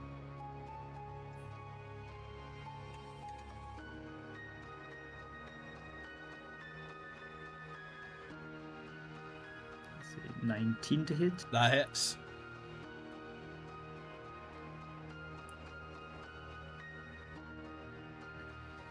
for another total of 9 damage. How do you want to do this on Vampire B? Yeah. Renal looks at Quill saying, I really like this. Stabs through the spawn, lifts him up off the ground and say, you dare bite me. And just chomps the rest of his head off and like plucks it off. Make sure as that- the vampire spawn wriggles and dies. Make sure this vampire isn't coming back. Well, don't say never, because reaction, I'm taking its soul, which I can Hey. just do. What's Okay. he doing? There you go. Don't worry about it. Is that the I, end? sh- I feel like I that. should worry about that. Is that the end of your turn, Ranald? Yep, it's all good. Bren, Luke, you're up. You're seeing Renaud absolutely go off on Vampire B. Bren's like, I really need to do something here. He's going to move here, point at Vampire Spawn A and just say, freeze! And I'm going to cast Ice Storm. So it needs to make a Dex 17 saving throw, please. It's going to do so at disadvantage because its back is turned and it's running away. Perfect. So the first one is, you say Dex, Yes, please. +6. So the first one is a 14 Okay, fail. and a 24, but it's a disadvantage, so I fail. So you're going to initially take 13 points of bludgeoning damage, and then this is at 4th level. Just for context, and then you'll take 4d6 cold damage, which will be another 14 points of cold damage. How do you want to do this? As I shout, freeze, these tendrils made of ice just shoot out at this, and then ice falls from the sky in the sort of 20-foot cylinder around it, and just shards upon shards like glass cut it to pieces as it falls onto the floor, dead. That will be my turn. It's then my beast's go. He has got, as a land beast, he's got climb of 30 feet, so he's going to climb round to the other side of the vampire spawn, Excellent. giving him advantage because another ally's in 5 feet, and he will make his attack, which is a d20 plus 5. Never mind, he beefs it Wait. completely. Wait, hasn't he got advantage? Advantage, absolutely. Literally just said that, didn't I, as well? Not much better. Is that exactly the same? Yeah. There we go. He absolutely Yeah, does this not is- go off. I've killed one. I'm not going to kill the other. Killed the beast one. is there regardless. Killed one. Quill, we're back with you. So Quill is going to use the spirit that I had channeled before, which was 7. The vampire needs to do a wisdom saving throw of 17 or take 2 rolls of bardic inspiration of psychic damage and be incapacitated. I like it, I like it. While I roll this, describe what the spirit is and what it looks like as it assaults this vampire. I think this spirit will be a very jovial, happy cat that runs up to him and just kind of sits on his face and stops him from concentrating on his attacks. Failed his saving throw. Amazing. Let me roll the damage. 2d8. That will be 10 damage. Okay. Excellent. And he's now incapacitated. Is that right? Yes. Okay. So That's my turn. incapacitated. That's your turn. We are up to Nox. Seeing the spirit, seeing the beast, sort of swings with his dagger with the vent, but using that to using that to channel the cantrip Vengeful Blade into him. Okay. That is going to be I believe, with my weapon attack, is a 23 Hits. So that will hit. We are level 9, so spells. 2d8. 2d8. Cool. That is... Oh, it is necrotic, so the whole rigmarole of the arcane necrosis will also go off. So he'll get an extra necrotic damage. So that is 11. That is 17 points of necrotic damage. Okay, he only had a few left, and now they're gone. Just. How do you do this? The blade radiates, and I think it just has the faintest name of one of the Dark Lords etched onto the blade, Drakov, as it plunges into him. Excellent. Yeah. The vampire screams out as it drops dead on the floor. Everything is still again, but the depths await. Everyone's still alive out there. Flipping past Doing Renault. fine. I'm doing good. We're I already like good. this. Okay. I don't think you can reach inside me now if you're keeping that form. I'll drop concentration on it.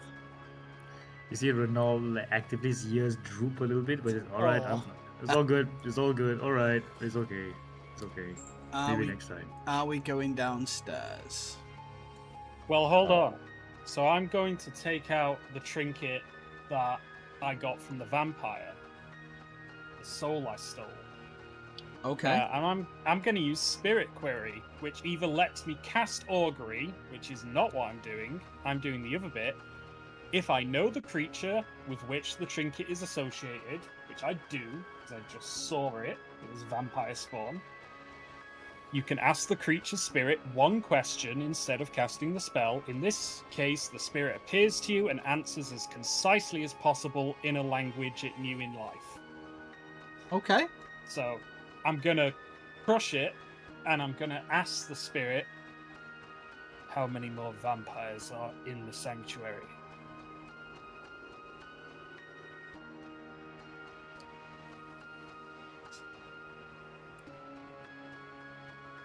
One. Okay, and that's it. I only get the one question. Just for clarification, that's to its knowledge, yeah? Yes, so it answers to the best of its ability. One. I can do something. I can contact other plane as part of my patron, and basically contact my patron to ask 5 questions if we really wanted to. But the answers will be either yes, no, maybe, never, or yes, no, maybe, never, irrelevant, unclear.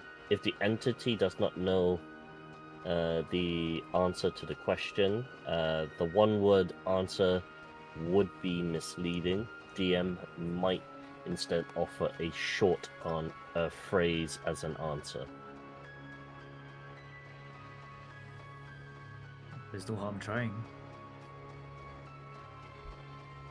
Well then. And we'll probably take whatever remains of the vampire in front of him as kind of like a sick flesh Ouija board, and we'll basically use it as a base for contact other plane. For the DM, I don't know if you want to flavor this as the because I was looking through the content, and I'm gonna ping you the name of the Dark Lord who is my patron. I'll just get the book out. This is the elephant all over again, Alex. She is the one who wars against the dead. If that makes it any easier for you. Okay. Hang on. Hang on. Page Okun. 80. Yeah. Oh, okay. Okay. Yeah. I took her as so it's like, she might be the patron. Who Okay. knows? Ask away. Is the Count Strad von Zarovich below? No. That's good. Is one of his relatives down there? Yes. So we have a chance to spit in his eye. Was that a question? No. No, we're not honorable teasing this. Okay. So, Unclear. No. Unclear. No, I'm joking. I know. Third question would be: is this vampire martially trained?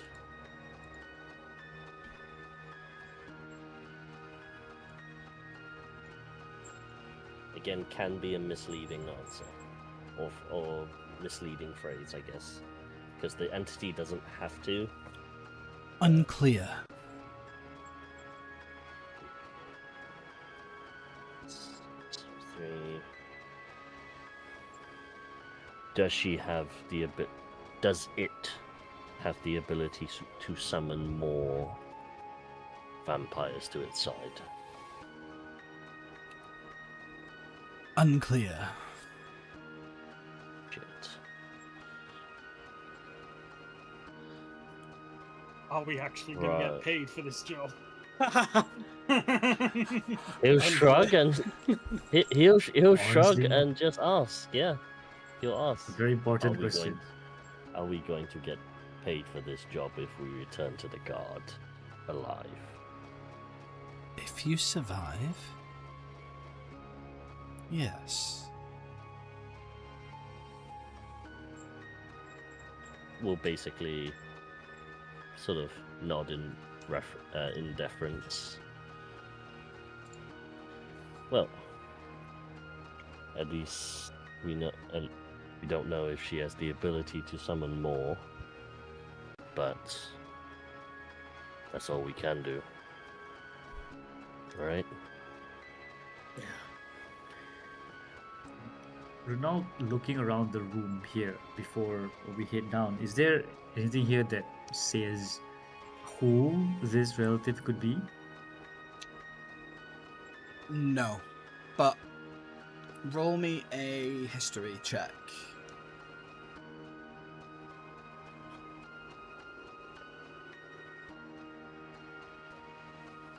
10.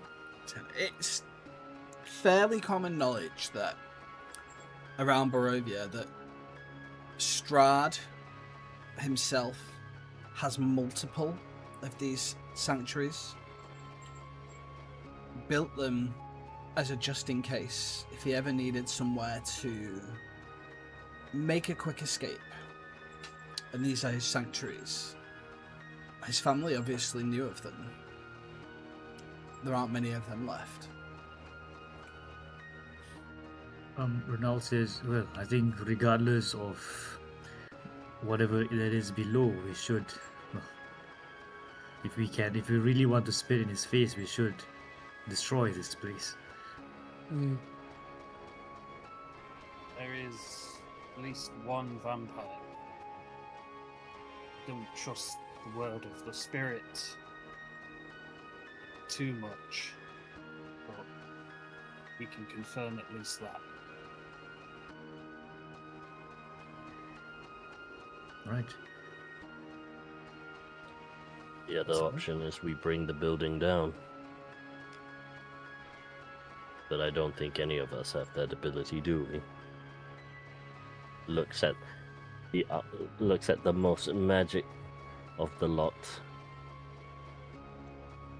Not really. I don't know, DM. Do I get sneak attack damage on a wall? No, your blades would snap. I mean, if Quill makes me big again, I could try to rip brick by brick off this roof. I think if we were to rid this place of the creature forever instead of trap it, it would be much better. Well, good luck. Why does it sound like you're not following us? Why did you say good luck, Nox? You're not leaving us right now. Yeah, no, I'm going down. He's already gone. Yeah. Okay. All right. So if you want to move your little tokens onto the bottom half of the map, I'll bring your little beastie along for you, Luke. Thank you. Yeah, he's up for another hour. So.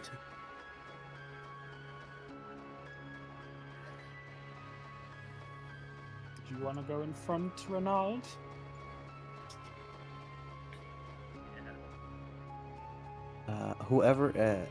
Who's going first? Who's ahead of everyone? Me. I will. Do you still have your bardic, or did you use it? I believe I still have my bardic. I haven't actually used it, which was great.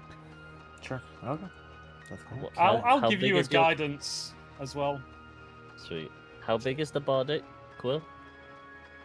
It is a D8. Fantastic.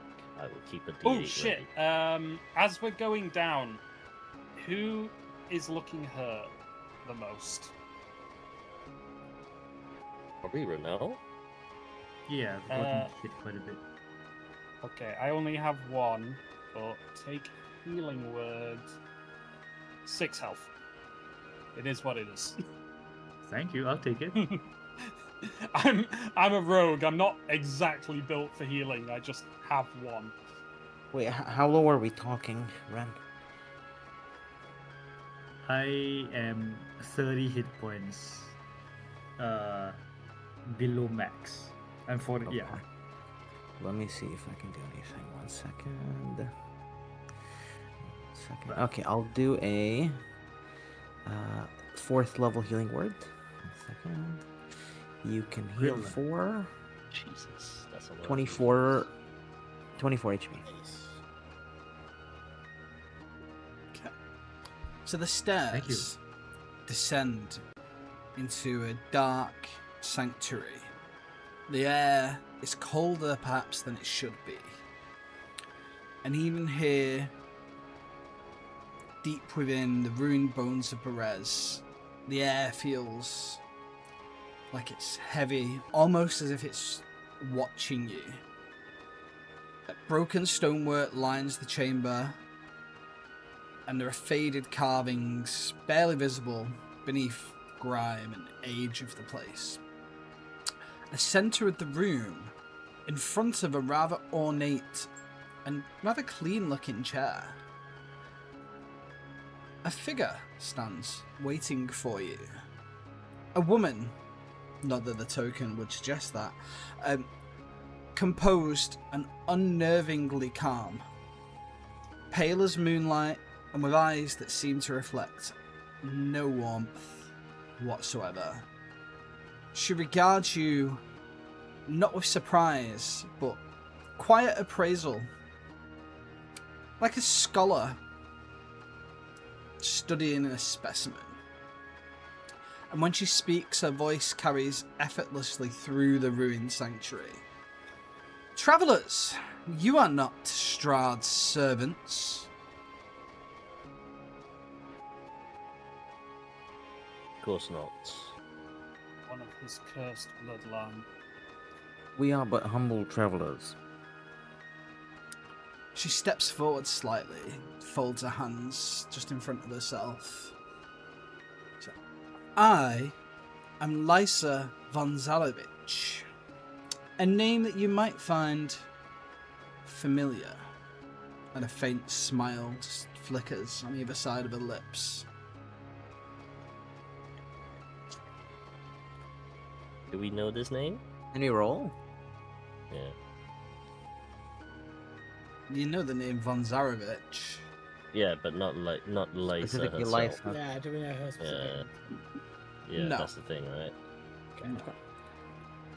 We only know your family name and the accursed atrocity that Strahd wreaked upon this world when he could not even win over his love. Yes, I am kin to the Count. And like him, I am cursed with eternity.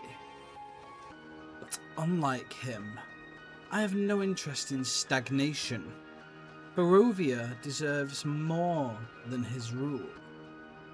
It deserves to rise. And her gaze sharpens, and she's studying you all in turn. She goes on.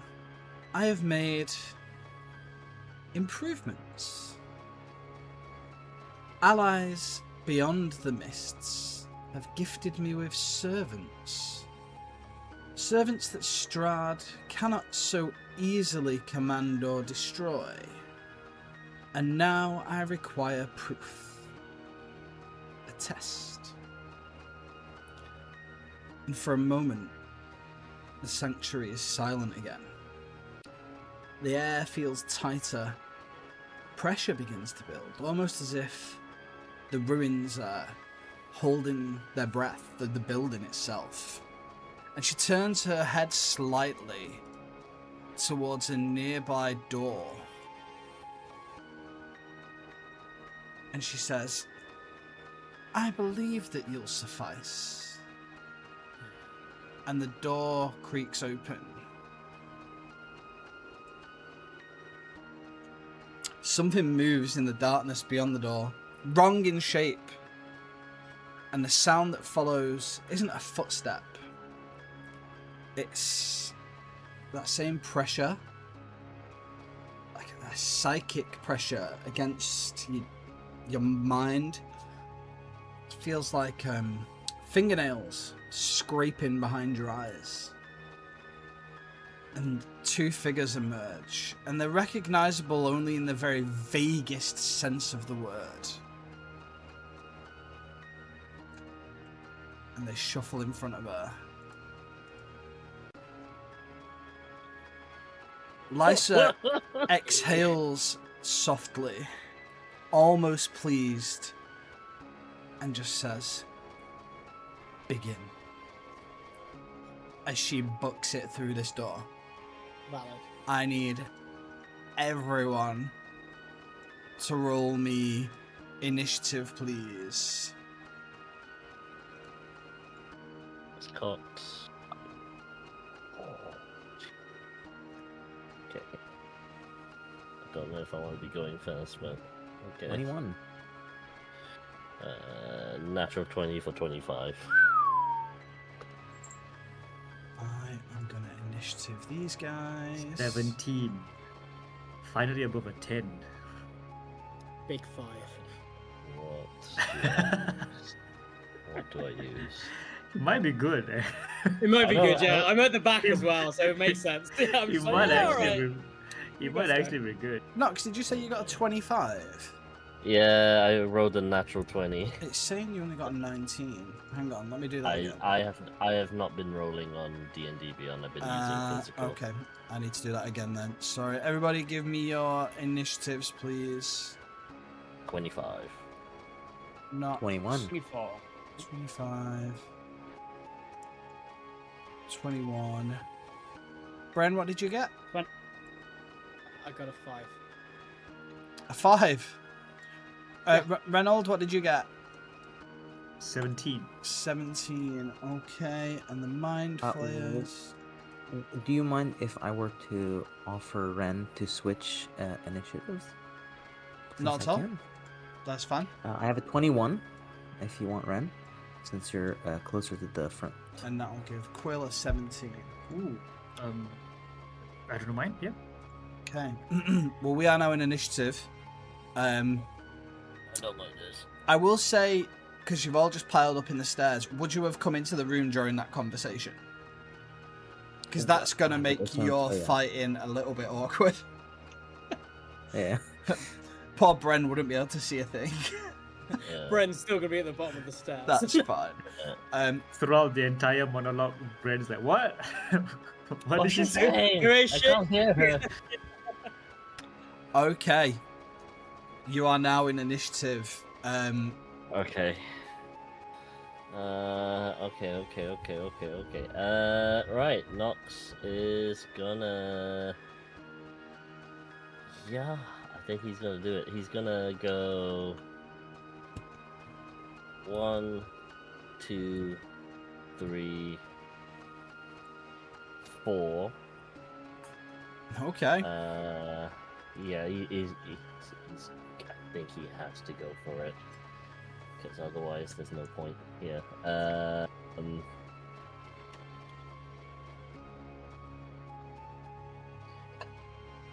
now, is the question. Sorry. Oh, it's alright. It's alright. What? I should probably look at this stat block. 17 points. Okay, alright, fine. I think. Yeah, I actually don't. Fuck it. Just gonna do the same thing. Bonus action, Shadow Blade, and we'll strike the creature. Okay. Doesn't know what it is. Looks. I gotta take a picture of that. Because that's no fucking way I just rolled that again. There is no fucking way I just rolled a nat 20 on that. Woo! That is disgusting. Okay, right. Remind me, how do we do your nat 20s? So you can roll your dice and then double the dice total.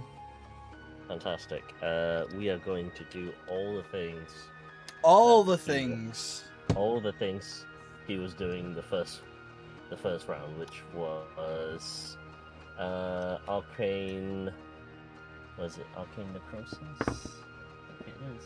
Yeah, arcane necrosis. So ignores necrotic damage, and then dreaded necrosis, where he gets to add an additional damage die to this. Excellent. Okay. So we are rolling 5 in total. So that is 6, 10. Sorry, 6, 10, 16. One more. Oh my god. 16 plus 8 is 24, doubled to a 48 points of necrotic damage as he just runs out with the blade, Shadow Blade, and just slices through where the spine would be. And your ability ignores resistance, is that correct? Yes. It's a big hit. Okay. This warlock is actually sick. Anything else on your turn? No, that is it. That is it. He's gonna stay there and probably die. It is now Vampire Mind Flayer A's turn. And he is going to move forward, lunging at the nearest creature, and going to make the first attack. He's going to use his Tentacles attack, which is a melee roll.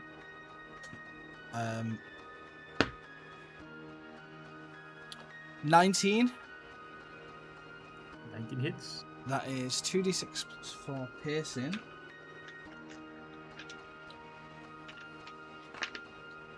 So 7 piercing damage. And you're now grappled. And I now need you to make me a DC 15 Wisdom saving throw, please. Not again.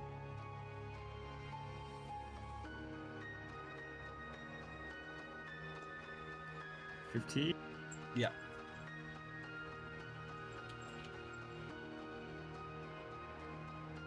Oh, hang on. Cat's escaping again. Every time I stream, it does this. One sec. The Great Escape. Quill, you need to make me big again. I will try. No. Wait, let's find out how tall the roof of this place is first. Ah, Wyatt, So, what was that saving throw? What did you get? I got a 15. Meets it, beats it. Okay, you're still grappled. Yes. Failure. Yep, nope, that's fine. Okay, it is now the other Mind Flayer's turn, and he's going to do the same to Nox. Yeah, let's go. So it's going to Tentacles, which is a 22 to hit. Yeah. So you take 7 plus 4, 10 piercing damage, and I need a Wisdom saving throw DC 15 from you, please. Here's a point of question then, because I do have a reaction to damage, which is the Mistwalker ability. Whenever you get hit, so whenever you take damage, so does the Wisdom saving throw happen before or after? After, because it's a second attack. Okay, cool. So let's do the... Okay, so let's do Mistwalker as the reaction. Excellent, okay. To go right. Do I want to go right in the corner? No, I don't really want to. 1, 2, 3. Yeah, we'll go right next here, and then we'll roll the Wisdom saving throw. Okay. Yeah. Oh, hang on. Bardic is a D8. Do I want to use it now?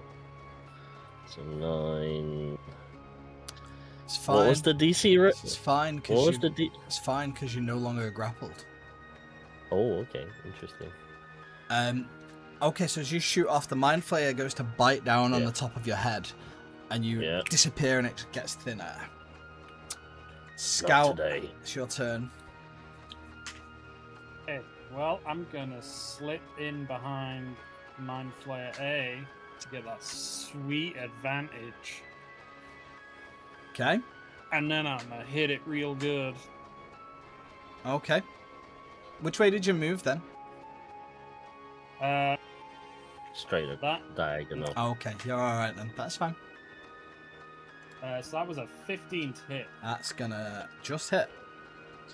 Oh, nice.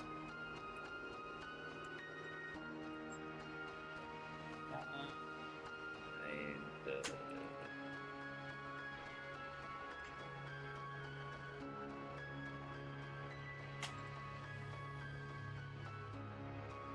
32 slashing damage. 32 slashing damage. And then I'm going to use Nick to get my dagger attack. Oh, no, wait. Sorry. Before that, I am going to crush my other trinket. Okay. And I'm going to hit Vampire Mind Flayer B with Wails from the Grave, which is 3d6 necrotic. So 14 necrotic, which I'm sure he has resistance to. Hopefully not total immunity. And then I'm going to continue stabbing Mind Flayer A with Nick. For 11. That's gonna miss. So I don't hit. That's fine. And then bonus action. I'm going to disengage. Was it not a bonus action to crush your soul trinket? No. Crazily Was it enough, not? it's not. Really? That is OP. Yeah, That is Yeah. very overpowered. using the... And I don't even need the trinkets to do Wails from the Grave. They just stop me from using the amount that I have. So I can actually do it 5 more times. Wow. Okay. Yeah, this class is busted. It's really Yeah. cool. Okay. Yeah, so 5 Really regretting deleting the other 2 Vampire Mind Flayers now. 15, 20, 25, 30. Okay, Renaud, you're up. Right. Renaud will.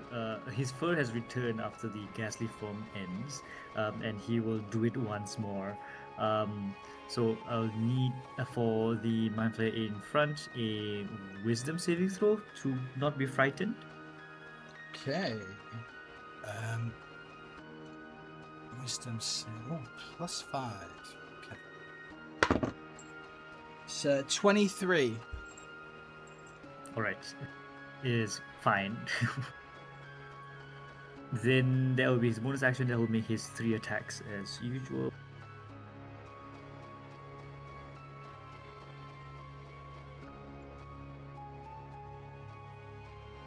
That was Will so this still close. be? Will this still be a disadvantage because of the grapple? Yes, because you're grappled. Yeah. I'll let you use one of your attacks to try and break it if you like, because you get two actions. Ooh, yeah.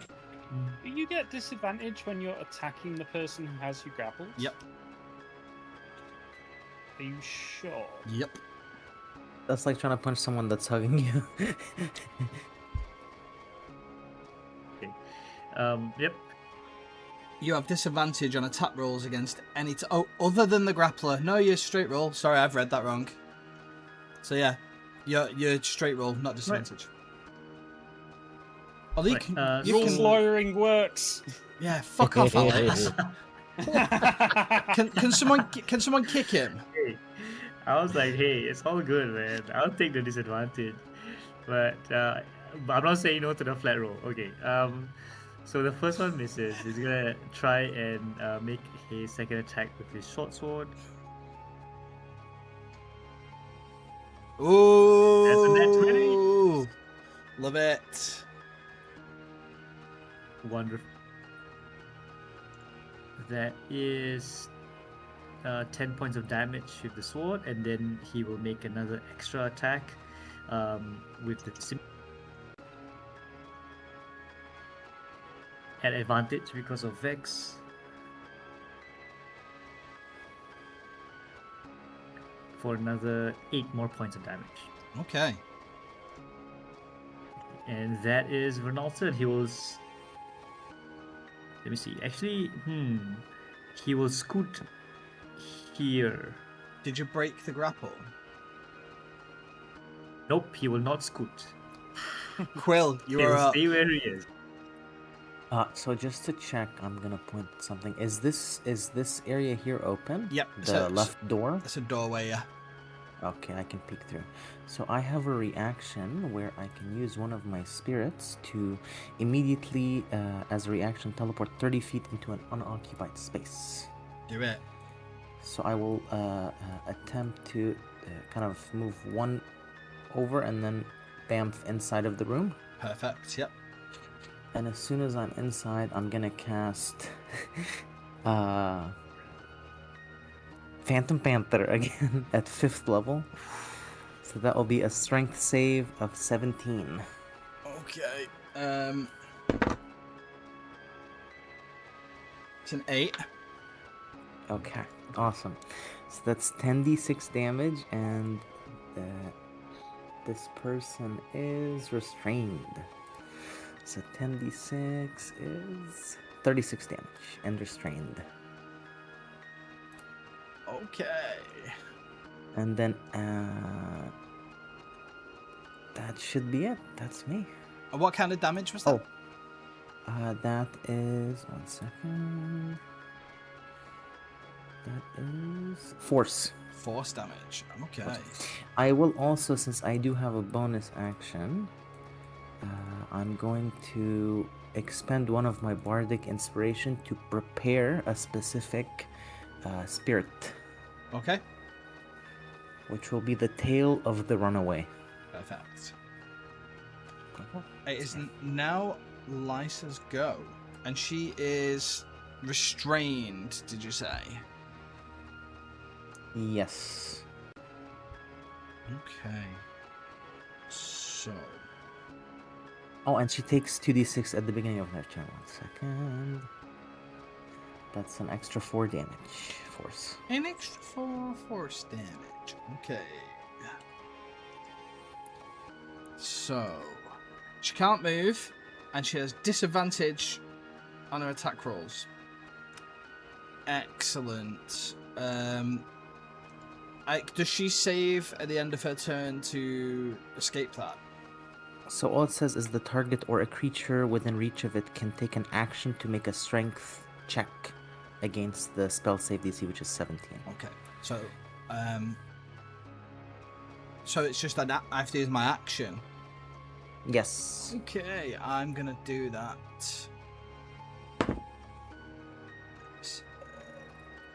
18. So she just saves. Yep. But that's the end of her turn. Bren, you are up. Wait. Bren will actually come into the room. Looking at Vamp B. Yeah, I know, yeah. He made it. Looking at Vamp B, I will need a con save, DC 17, as I'll quicken spell blindness, deafness on it. Well, that's in that one. It is blind, baby. So it now has. We have advantage on attack rolls against it, and it has disadvantage. It also will fail any ability check that requires sight. I'm sure it's not going to be doing one. I will then use my action to do a cantrip of. Let's do Ray of Frost. So I will get advantage on this. That's a nat 20. You So didn't can't get any need better it. than that. Yeah. Let me roll that again. That's 5 points of cold damage, and then another. That is 16 points of cold damage. 16 points of cold damage. He is not looking a happy boy. I'm sure he's not. That I will stay where I am. It will then be my little beast turn, who's still here. He will get the opposite side of Mind Flare A, so he will get advantage, and he will roll his attack.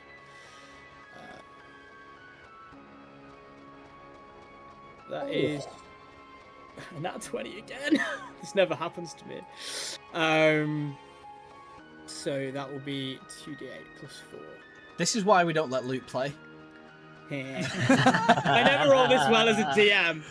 That is 12 points of piercing damage. 12 piercing damage. Okay. Excellent. Nox, you are up. Guess what? Come swinging in with the Shadow Blade, baby. Nice. Yeah, Bren will shout out. He can't see. Get him now. Yeah. That is going to be a unnatural 20. And then do the rigmarole. So that's going to be 6, 7, 12. One more for that, so that would be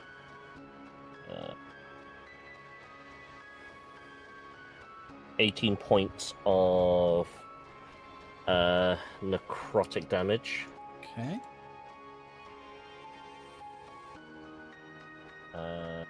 Should have done it, but who cares? Yeah, I think as he strikes him, as the strike goes through the net sort of swipe cut we see of Nox is his form of dread as the arm just goes far too long again with the slender man as it just sort of like coils back like a cobra ready for the next strike. Okay.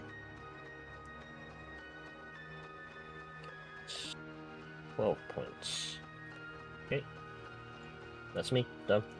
Okay. It is now the Mind Flayer's turn. This one is going to go first. You are grappled. It is going to use first its claw attack. And that is a 12. Doesn't hit. In fact, it will be advantage because you are grappled. So, 22. Well, that hits. Okay, so that's...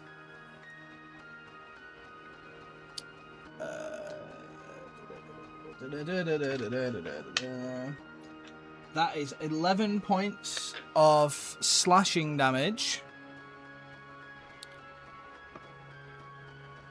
And I would like you to make me a DC 15 wisdom saving throw, please.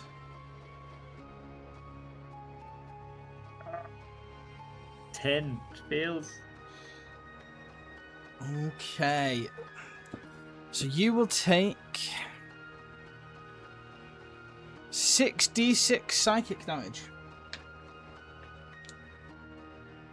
Let's go. I've only got 4, so I'm going to have to roll 2 of them twice. 5, 12, 16, 20.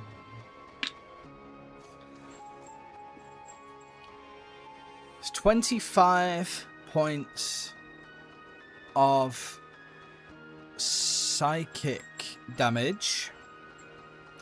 You also gain 1 level of exhaustion, and your hit point maximum decreases by the amount of damage taken. The Mind Flayer regains hit points equal to the amount.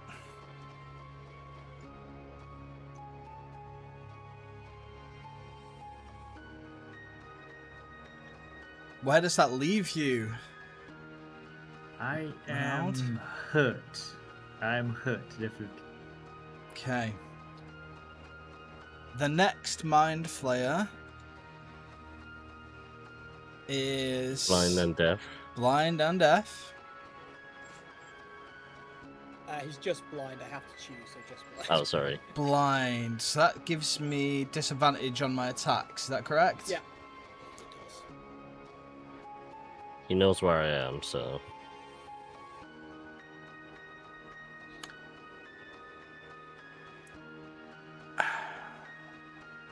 He's gonna use his Mind Burst attack.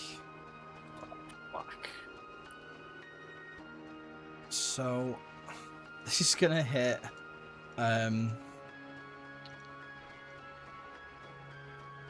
Yeah, this is gonna hit everybody, including each creature. No, in fact, no, he's not. He's gonna attempt to swing at you with his claws. Okay. Disadvantage. Yeah. 18 to beat. Well, the first attack misses. Yep. And the second attack does too. That's a 4 and a natural 1. Whoosh. Nope. Swings and a miss. Scout. He does get to re-roll the con save at the end of his turn. Was it DC 17? Yeah, it is. Yeah. Okay. Con save. 19! You can see him Excellent. for now. For now. Scout, you're up. 5, 10, 15, 20. Sweet, sweet advantage. Gankin. Yank 'em. God, I need it. 18. Hits. Alright. Let's roll some dice. It's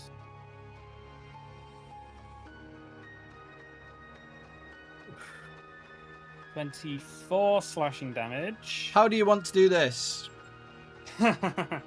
I'm going to, as I sweep past, just decapitate this vampiric mind flayer as I'm moving past it. I'll let you have it. Is it a Vorpal dagger? Because technically you can't decapitate anything with anything that's not. No, that was with my scimitar, which I'll let you have it. customized as an elven I'll let you have blade. it. I'll let you have it. I did read once, to decapitate something, apparently you need a Vorpal sword. Really? Huh. I don't know. I might be wrong. But for flavour, this tentacled head just onto the ground. It's like something at your local fish market. Like calamari. You know, you're going to eat good tonight. Is there anything else you want to do on your turn? Well, because I still did my sneak attack, I can still use Whales from the Grave, even though he died, and hit the other Mind Flayer with 3d6 necrotic. Okay. Do 3. So he can have 5 necrotic, which is not a lot. Okay. Oh, and reaction, I'll get a soul trinket back. Why not? Excellent. I'll soul trap the Mind Flayer I killed. I still have 20 movement, so I'll back up to Nox. And I'm good. Reynold, you are up. Right. Renault looks very hurt, but with his ghastly form still up, the Mind Flayer will need to roll a Wisdom saving throw. Okay, what's the DC? DC is 15. Okay.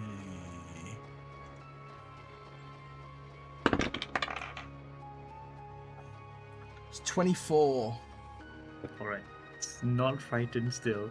And then he will make his attacks. He will cast Hunter's Mark first on this one. Okay.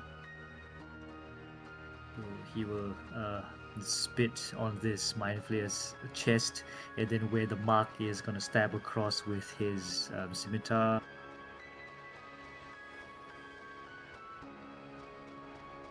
That is a 13. It's gonna miss, unfortunately. That's, yep, that misses.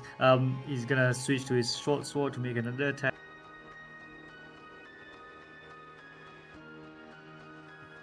Ooh, 16. Meets it, beats it.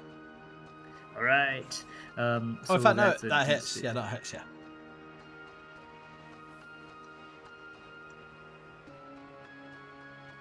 Nine plus another 3. Oh. Just do me one favour before I add this damage. Roll your attack roll again for me. All right. You've got a level of exhaustion, haven't you?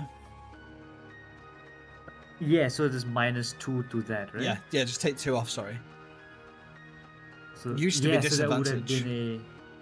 been so that would have been a 15, I guess. No, it was it was a 16 minus 2 would be 14. 14, which would miss.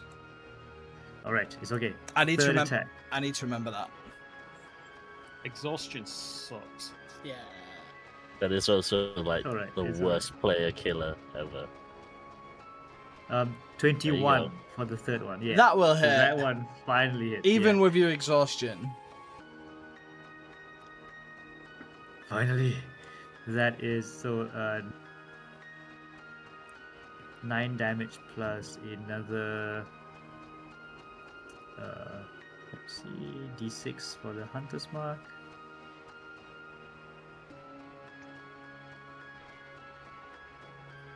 Plus another 4. Okay. And then upon the attack with the ghastly form up, whatever blood that comes out from the Mind Flayer, he will kind of absorb it through his skull.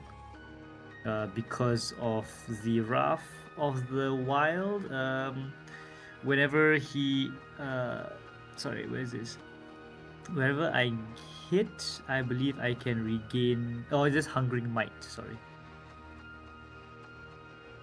Whenever I hit a creature, I can regain 1d10 plus Wisdom modifier hit points, as long as I'm bloodied, which I am. Okay, nice. So that's pretty good. Yeah, you're very, very bloodied.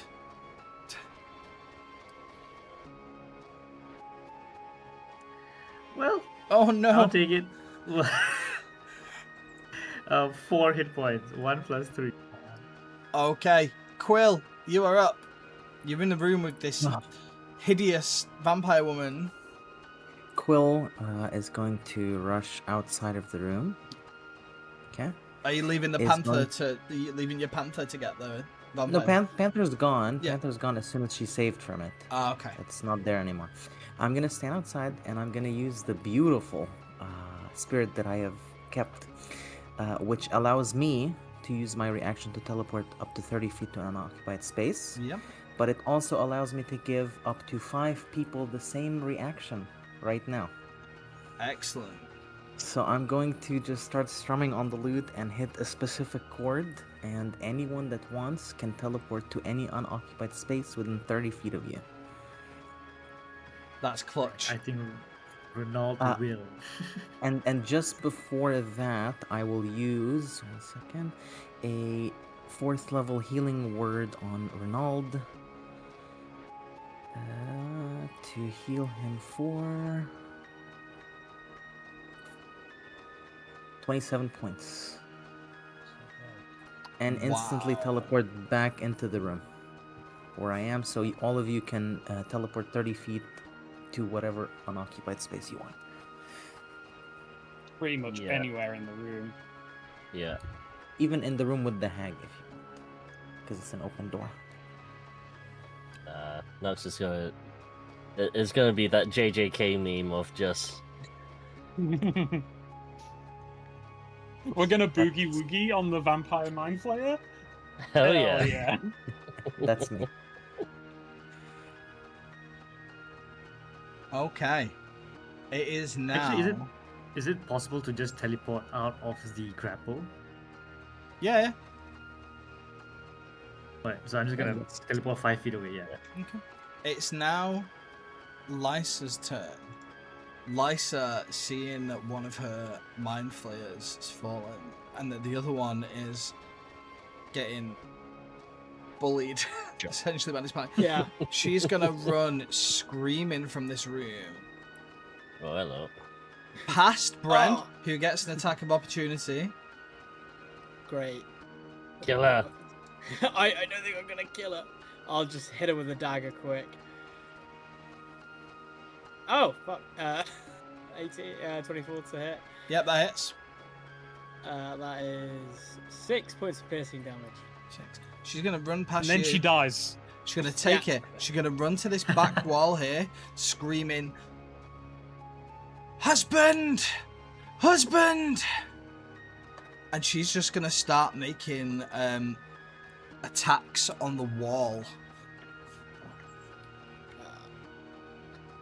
Oh, we need to Don't kill like this that. bitch. Don't like that. There's a 18 and a 17, so they're both gonna hit. 3d6. 1d6. Oh, that's actually. Ten. Oh, okay. Okay. 10 plus Mm-mm. it's 21, and then the second one 5, 26, 30, 36. Boom! Boom! The wall collapses. And I need to move the map over so I can see. There is a Woomph. Woomph.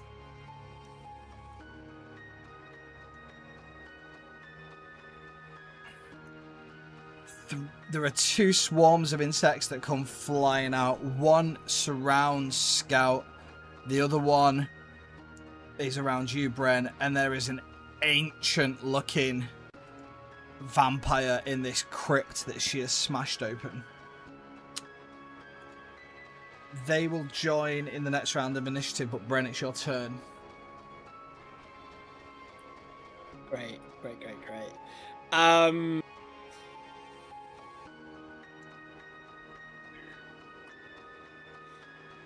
Ren will. That's probably the best chance I got. Where Lysa and her husband are in a 30-foot cube that will only get to them, I will cast Hypnotic Pattern. So they need to both make me whiz saves of 17. Okay. hypnotic pattern is a charmed effect. It is, yeah. Don't waste your turn. Do something else. Oh. Generous. Okay, yeah, I appreciate that. Why is everything I've got fucking necrotic damage? Welcome to Barovia. I know. I was going for thematic and it backfired on me. Oh, no. Tell you what, yeah, I will do. Is that even a creature?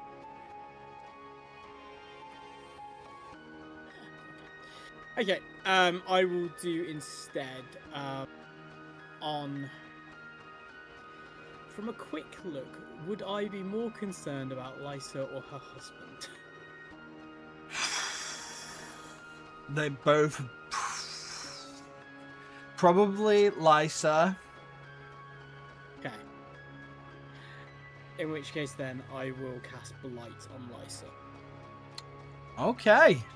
So it will be necrotic damage, which she will be able to combat, but still, I need a con save from her 17.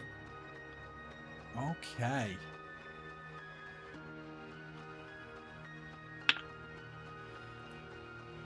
$17. Means it beats it. She will still take half, so 34 reduced to 17 points of necrotic damage, which obviously she will more than likely reduce again. So this spell takes hold, and she seems to. And she looks at you and smirks. It has no effect. Oh, Bitch. she's totally immune to necrotic. Oh no. Nox. Unless you weren't finished, Bren, did you have anything else to do? I don't, but my little beastie boy does. Oh, your beastie does? Yeah. He's gonna go for the vampire mind flayer that's still there. He's got advantage because of pack tactics. So he gets a dirty 20. Oh yeah. Oh yeah. So 1d8 plus 4.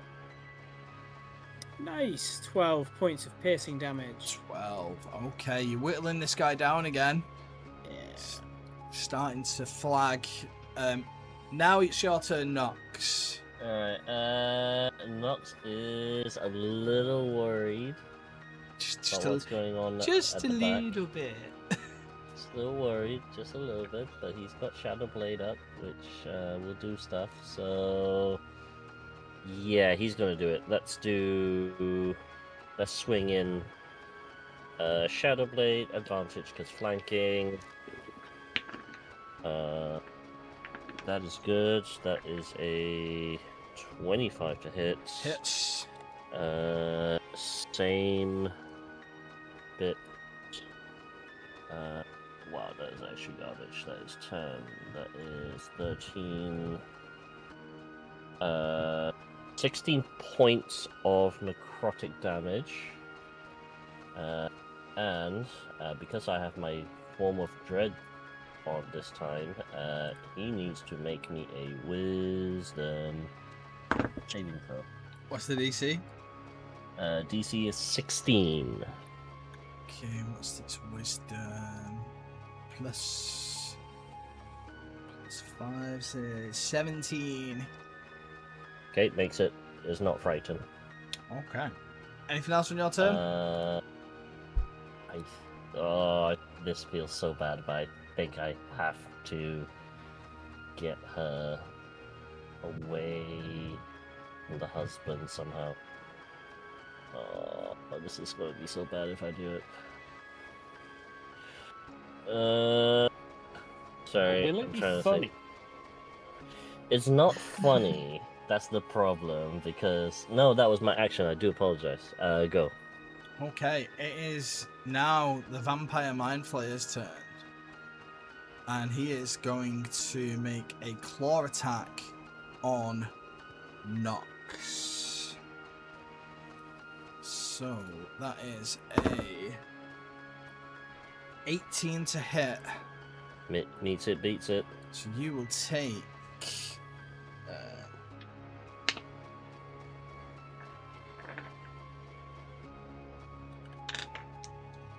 12 slashing. Yep. and 13 necrotic damage. 13 necrotic. Yeah, and then reaction. Do I react? Fuck. I don't know if she would be a spellcaster or not.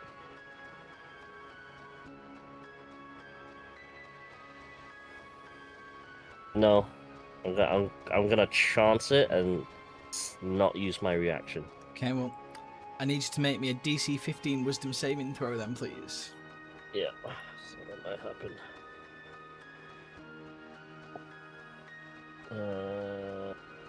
16 we said? 15. 15.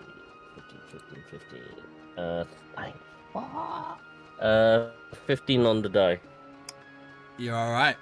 She doesn't drink your brains this turn. Yeah. Scout, it is... Oh, in fact, just hang on. Yeah, Scout, it's your turn. Well, I think we really need to clear this Mind Flayer off the board, so I'm going to try and do that. Advantage. Thank God for advantage. 16? Yep. Cool. 10...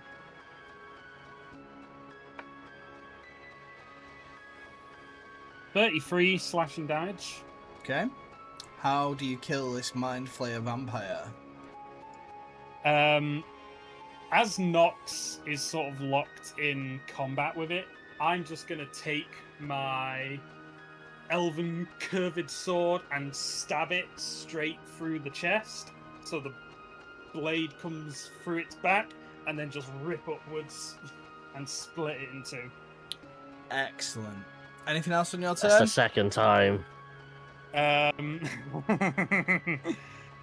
I'm going to use Whales from the Grave again. Reaction, get a trinket back. Okay. Twinkies.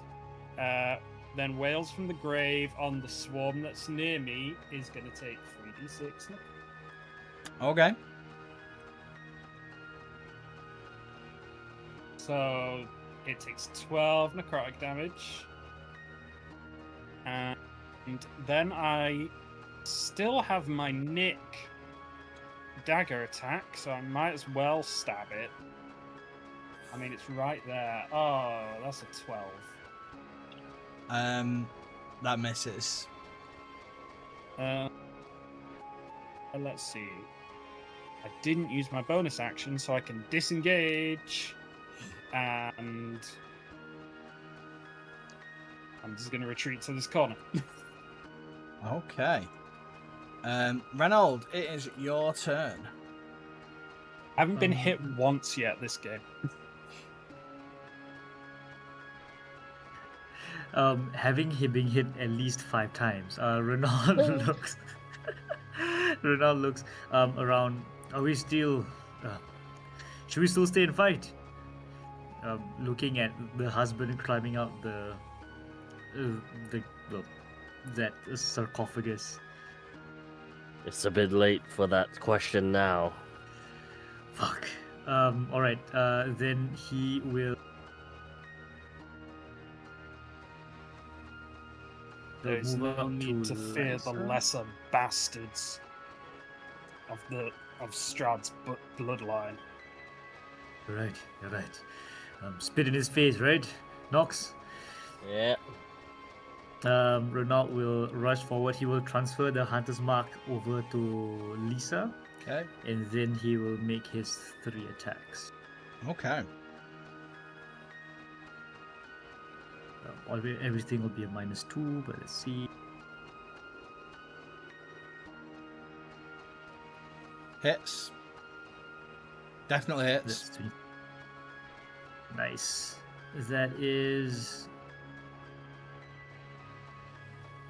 7 points plus the Hunter's Mark.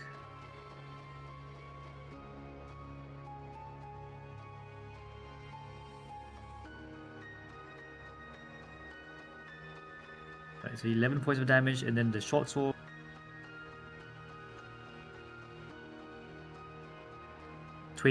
Unnatural Hits. 20. Yep.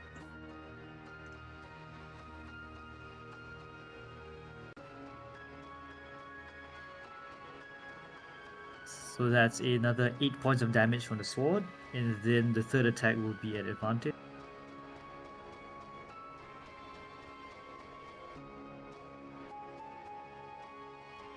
Alright, so it's a 19 on the last attack. That hits.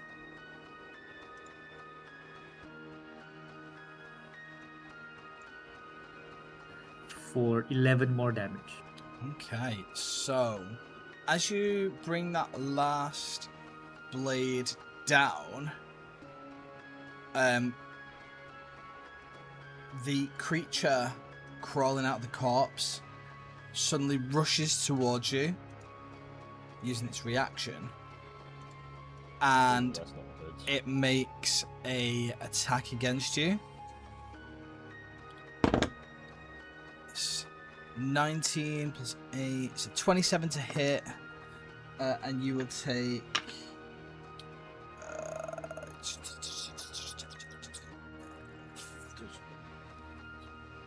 12 slashing damage. Taken. Upon getting hit, Ronald will also make an opportunity attack. He will use his reaction to attack again. Okay. Reaction to attack again. Is that a feature? Yeah, it's a give. Okay. It's from the Is species, I the think. yeah? It's from the Lupin thing. Ah, yeah, cool, yeah.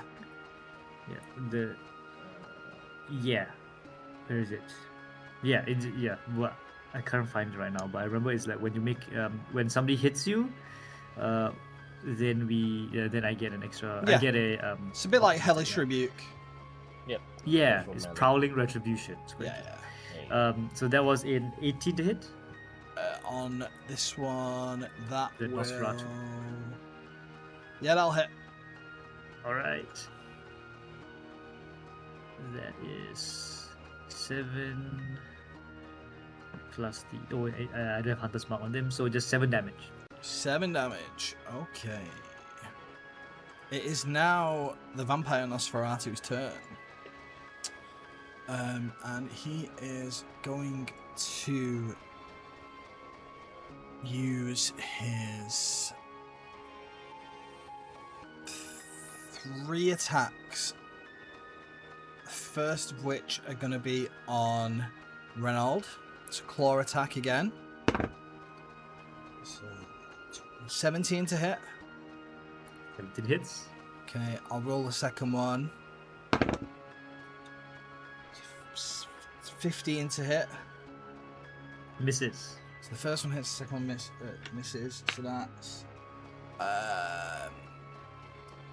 9 slashing damage, and then his final attack he's going to make is a bite attack.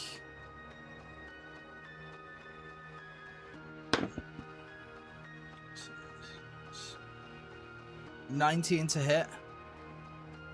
Okay, so this is 1d8 plus 5 piercing. So that's 3 plus 5.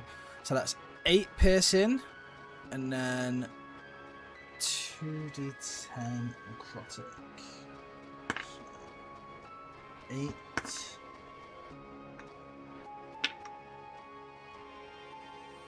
It's 14 necrotic damage. And your hit point maximum decreases by 14 hit points. And the vampire Nosferatu gets 14 hit points back. Vampires. It is Quill's turn.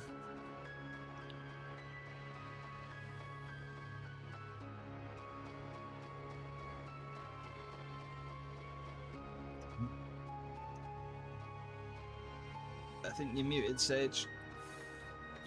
Oh, sorry. We'll move forward to the entryway to see what's happening, and I'm gonna shout, do we want to move around? Just kill them all. Kill them all? Sure.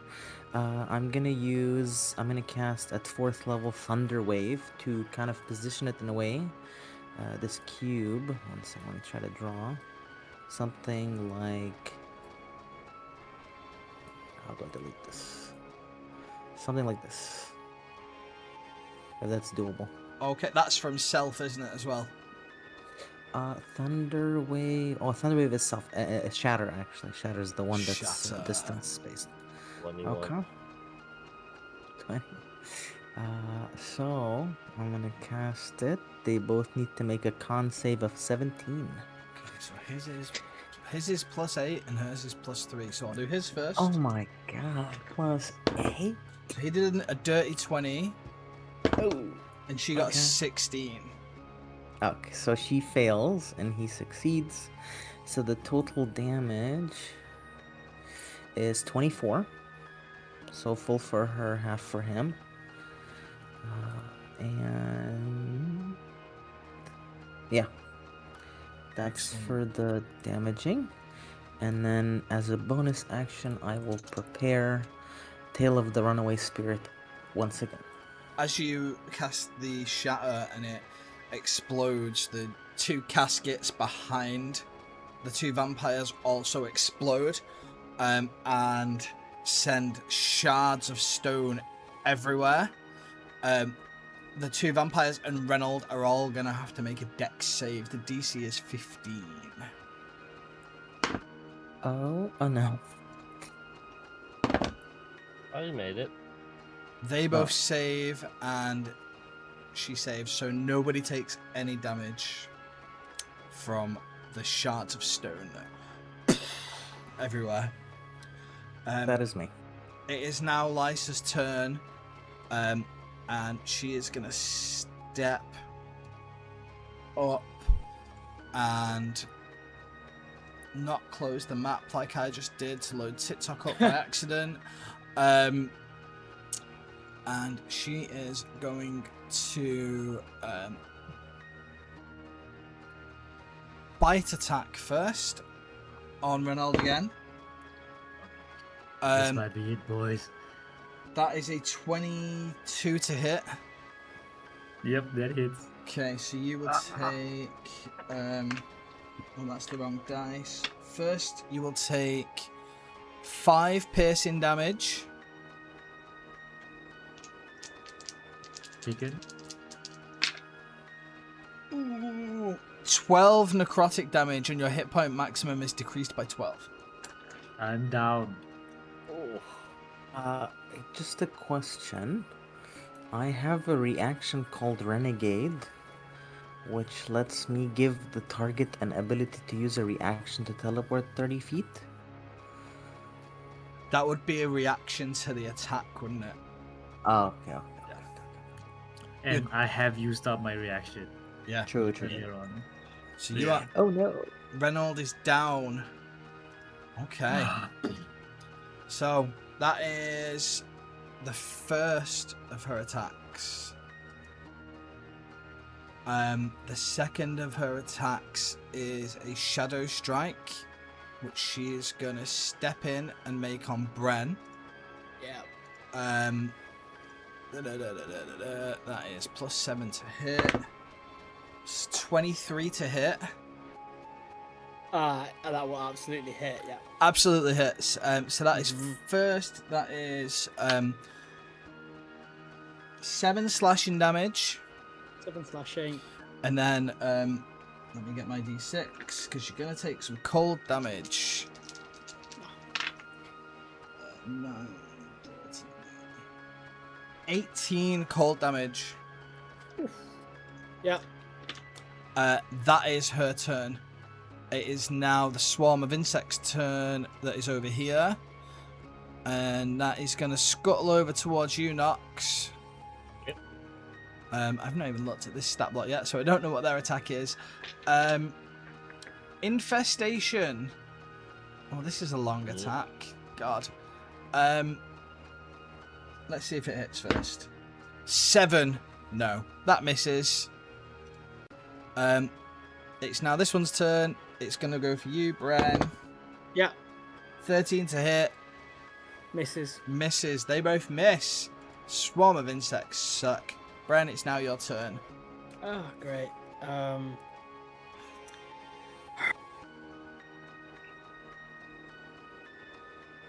I doing? Okay. I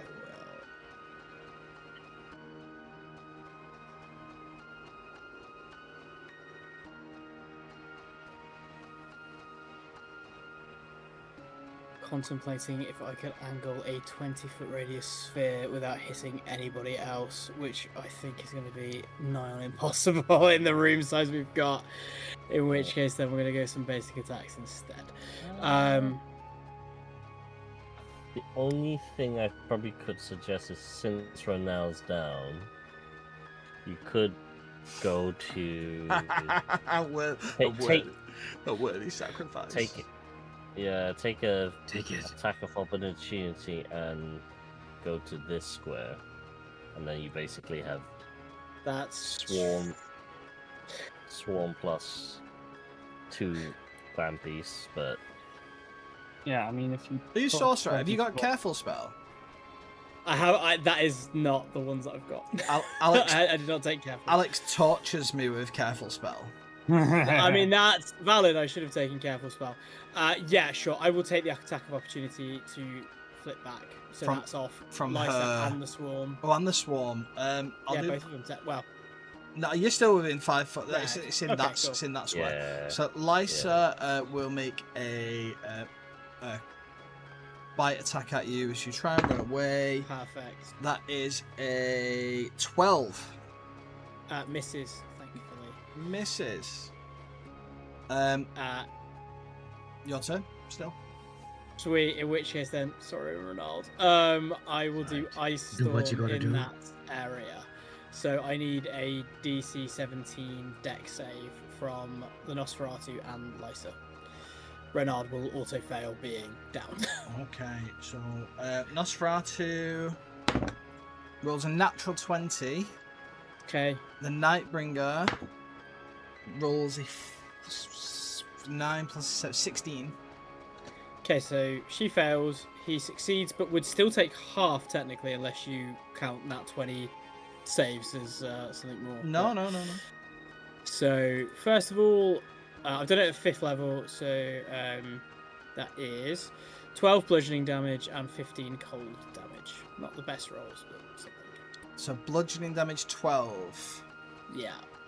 Okay. I have a shenanigans reaction. I know it's, Mirror spell. Attempt to copy Bren's spell and recast it onto the same square footage. Okay, so before you do that, we just need to resolve the Yep. damage that Ranald takes. Yep. Which is just 2 failed death saves. That's not good. They both take some bludgeoning damage. The vampire Nosferatu even takes a little bit of cold damage. Lysa seems unaffected by the cold. Fucking hate her. If I see that, because I can still see this.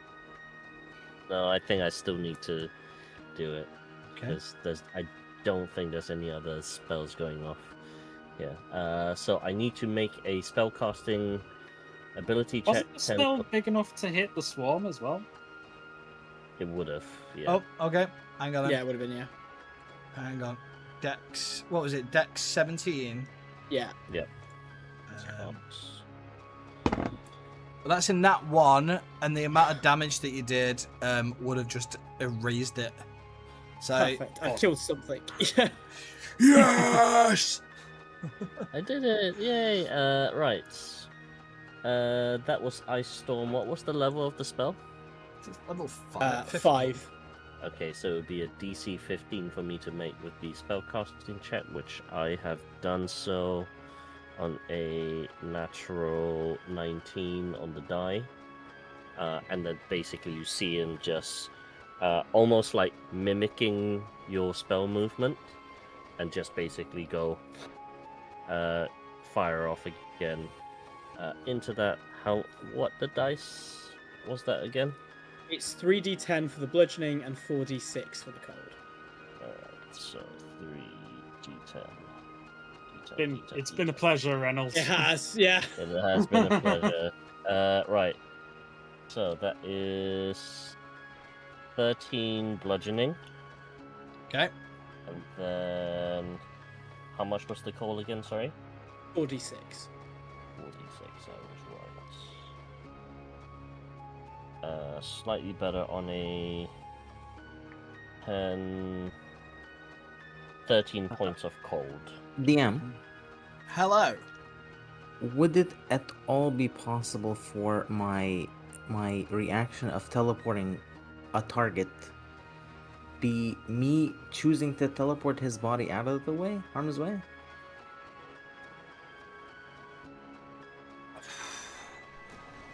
What does the description say? Does it say willing? It says the target can immediately take a reaction, so I presume there's no reaction in this case. It's not. No, he has no reaction. He's used his reaction in the. I think he used your reaction in the round anyway. Yeah, I did. Plus he's dead. Thank you for the attempt. So, with that, Reynold, Ashraf,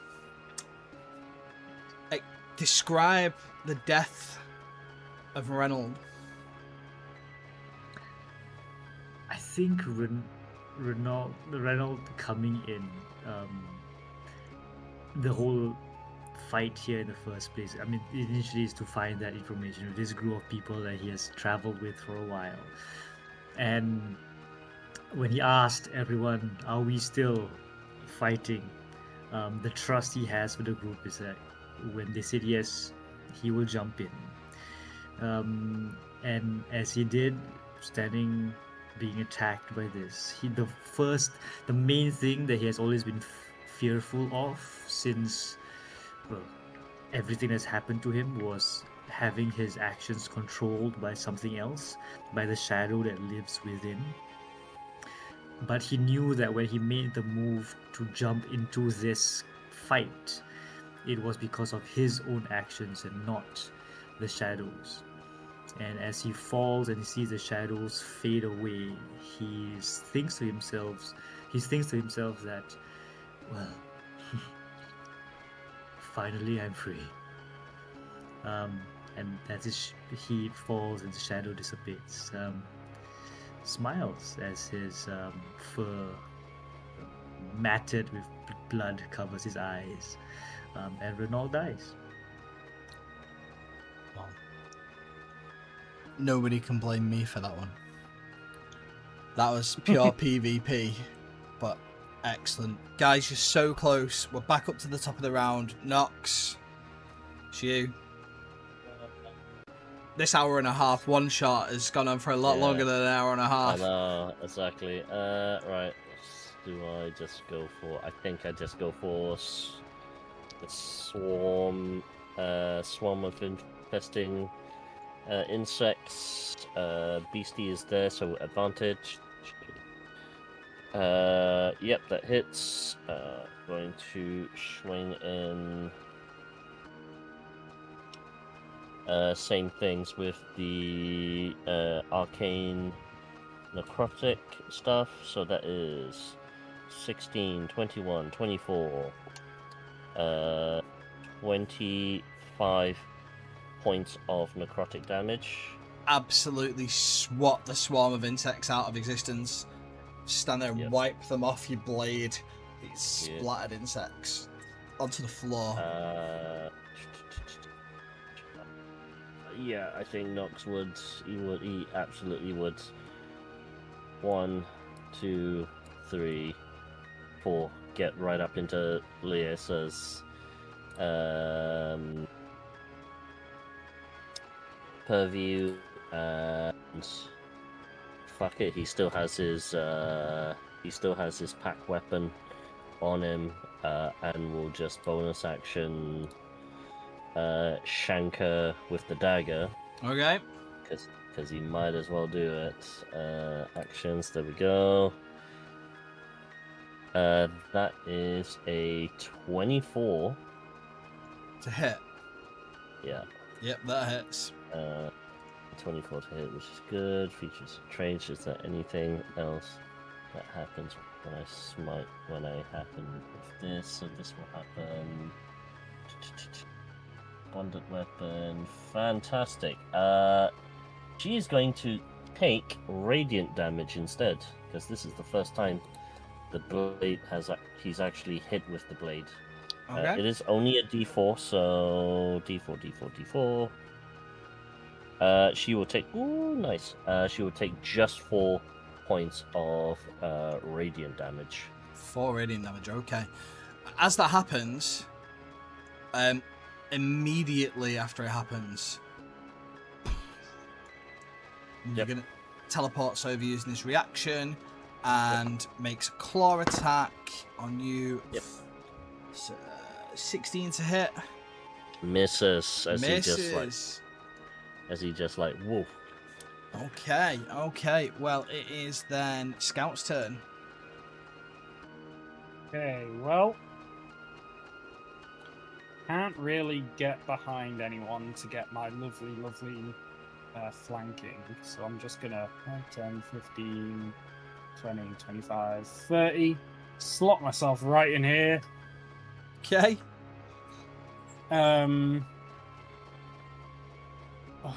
Trying to think. I really want to hit Lysa because she's probably taken more damage. Yeah. Nosferatu seems to immediately attack anyone who attacks her.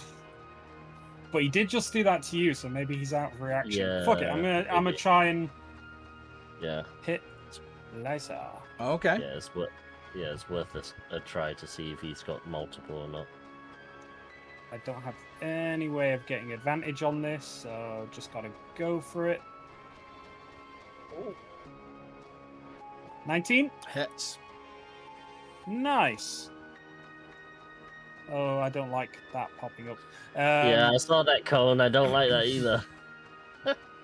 So Lysa is gonna take 10. Oh, that's good. 34 slashing damage. I will immediately use Whales from the Grave on the Nosferatu. And he's going to be resistant or whatever. 12 necrotic damage on Nosferatu. Okay. Then I'm going to use my Nick to give Lysa another little stabby. 20. Okay. So that's just 4 piercing damage. Okay. And I used all my movement getting here. So close. Could just try and tank some So close. opportunity attacks. Off both of them. Well, we don't know if Nosferatu used his reaction. We don't know if he's got multiple or not. I assume that has to be a reaction where he instantly comes and attacks. maybe. but- He's used his reaction. So Okay, so one. I'd just take it off her. So I could take dash and just walk away. Okay. Yeah, fuck it. I'm gonna take a dash action, take an attack of opportunity from Lysa. 10, 15, and just move back a bit. You've 66 hit points. Yeah, I've not been hit. Yeah. 19. Oh, it actually hits. I'm gonna take damage. So you're gonna take you take 10 slashing damage, 10 slashing. and you're gonna like it. 12, 15, 19 cold damage. I think I'll only take half of that though, with uncanny dodge. I think. That's Okay. what I think. You think? That's what you think? Alright. Alright. So 10 and then half. Fucking rogues. Okay, it's now the vampire Nosferatu's turn. And he Come at me, is bro. going to. Well, he's got coil on me, so it depends. Yeah. Uh-oh, I should have moved further. He is going to ask for everybody in that to please make me a Constitution saving throw. The difficulty is 16. I get advantage on con saves. Con save for me will be a 21. So you save. 22. You save. 24. You save. What about your beast? Ah, fuck. Hold for beast.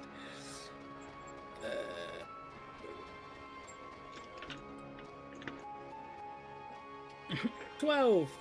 Okay, so that one's going to take the full amount of damage. Yeah. So it is.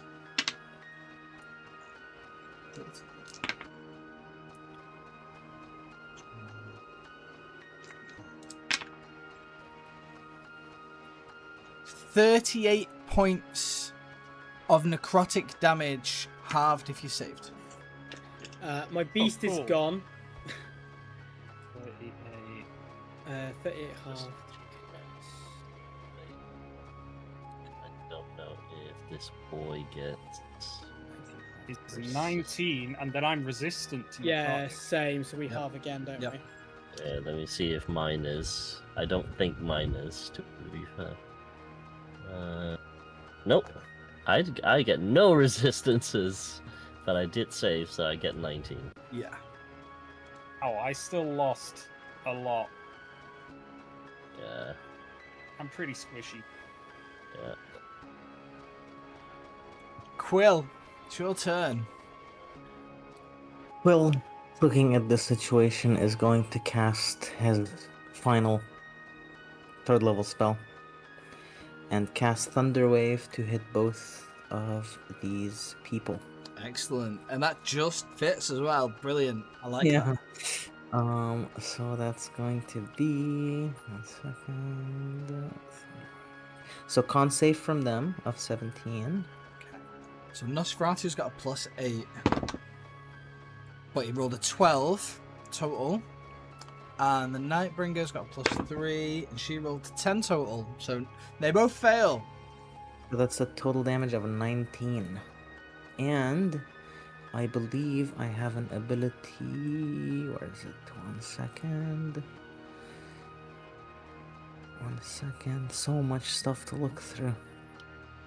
I think Thunderwave, if they fail, let me just check. They fly backwards, yeah. Yeah, they should get I'm pushed. I just think. checking because I think I can add a tiny bit of damage if that makes any difference. I'm just trying to figure out. We'll get to that later. I'll just add the damage Yep. if I find it. Is it a roll of a bardic? Or two? Yeah, it adds a roll of a bardic basically, but I'm just trying to find where it is so that I make sure I'm not adding something from my own mind. Future traits. Mhm. This one. I'm just having a look on your sheet now. Yeah, I'm trying to find it. It's okay, because it's going to take... Just roll about it. That's okay. Bardic would be just an We'll additional add it to the D8. thunder damage. 'Cause it- Just 2. Just 2. As this spell erupts and flings Lysa back into this crypt and Nosferatu on both the vampires, how do you want to do this? Oh my god. I think Quill is just going to run and just jump on his knees and hit one chord on the lyre, making them fly backwards. Phenomenal. As this hits, both vampires crumble to the ground. Not quite dead, because they're already dead. But dead for now. With enough time for you to perhaps escape. What are you doing? I grab Ronell's body, and I said, "We have to go. We will find a way to revive Ronell. We need to close this crypt. We need to close the doors, crumple it. I don't know anything. We need to go now." Yeah, let's go. And are you bucking it back to Valaki? Yes. If possible, on my way out, I'd like to use vicious mockery on the corpses of the two vampires to go, Strahd's cooler than you You guys. suck. As I'm running out. That's Strat's cooler than you guys. Excellent. You run. Brad would have never let us body him like that. No. Fuck no, he kill us. You run faster than you've ever run before, carrying the body of your fallen friend all the way back to Valaki. And One thing. So sorry, just because I'm thinking now, there's no evidence. Can I take a ring off of one of the vampires or any kind of like trinket to prove that we did what we did? yeah, she will have had a locket on with the like the crest of Ravenloft on it. I'll swipe it. Only people of a certain family would have. I'll swipe it. You take that and you get back. You run. You hear things in the forests making noises, perhaps trying to rush you, but you're running faster than you've ever run, and you make it just to the gates of Valaki. It's depths of night, early hours of the morning, and the rasping skeleton pulls the chain and opens the gate for you, and a familiar cloak is on the floor near the gates. The only sign of the person that you met earlier. Ernst is not there. There is just his cloak. And on the cloak, there is the smallest embroidered crest of Ravenloft. And that is the end of this evening's tale. All that Can I just for a dead do one friend. last Of course you thing? can. I have Speak with the Dead, Oh no. which I'm going to cast. You're gonna Oh, make no. me NPC again, aren't you? No! Because I'm casting it on a player character. Oh, my shit. Nice. But, to be fair, I don't... Well, I do have some questions, but first, and it's... Because Speak with the Dead isn't like resurrection, so it's not fully you. But, as you come up, I am going to say to this facsimile of yourself, things in Barovia never stay dead for long. We'll find a way. Do you want one? Renault looks to you, eyes hollow, and he says, and looking at the cloak, and hopefully with a little bit of understanding that we got swindled. Yes, bring me back. Okay, and I'm not gonna bother with the other questions. Here we go. Okay. So Renaud would probably and will probably come back. Maybe a change of species. Size. Reborn, perhaps. But yeah, all that adventuring, all that fighting for nothing. You were sent to your death. That's essentially. Barovia, baby. I know, I would just like to thank you all for playing. Apologies for the technical hitches at the beginning. In the VOD, I'll have to do something about that. But no, thanks for staying up late with me. It's now tomorrow. It's now breakfast time for you, isn't it? Yes, it's 7 in the morning. The sun is out. Wow. I'm Okay. so sorry. Yeah. Next time I All's will good. try and run something in a time coordinate time. Well, you have to search up on Ravenloft, because now we've got two fun things we have to do. We've got to resurrect someone, and we have to slit someone's throat. Yeah. I don't. Maybe at I the don't same make time. threats. I make promises. Why do I This keep keeps running these one-shots and leaving loopholes in them for people to want more? Let's keep, Oh, mate. we literally keep doing this. Lupo died. We were like, fuck it, we're gonna we're gonna res Lupo back. Now we're gonna res Reno back. It's All like it Maybe at the means same time. next time you want to run a one shot that's in the same area, we've got a whole cast of characters to bring Yeah, back. we do. Bring back.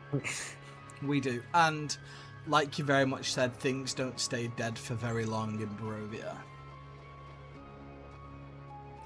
We And can we- wait till 4 people are dead and then run a escaping from hell. One I've shot. been sitting on that line since halfway through the one shot. Excellent. Right, well, I will thank you all. I've kept you up late enough. I'm gonna say goodnight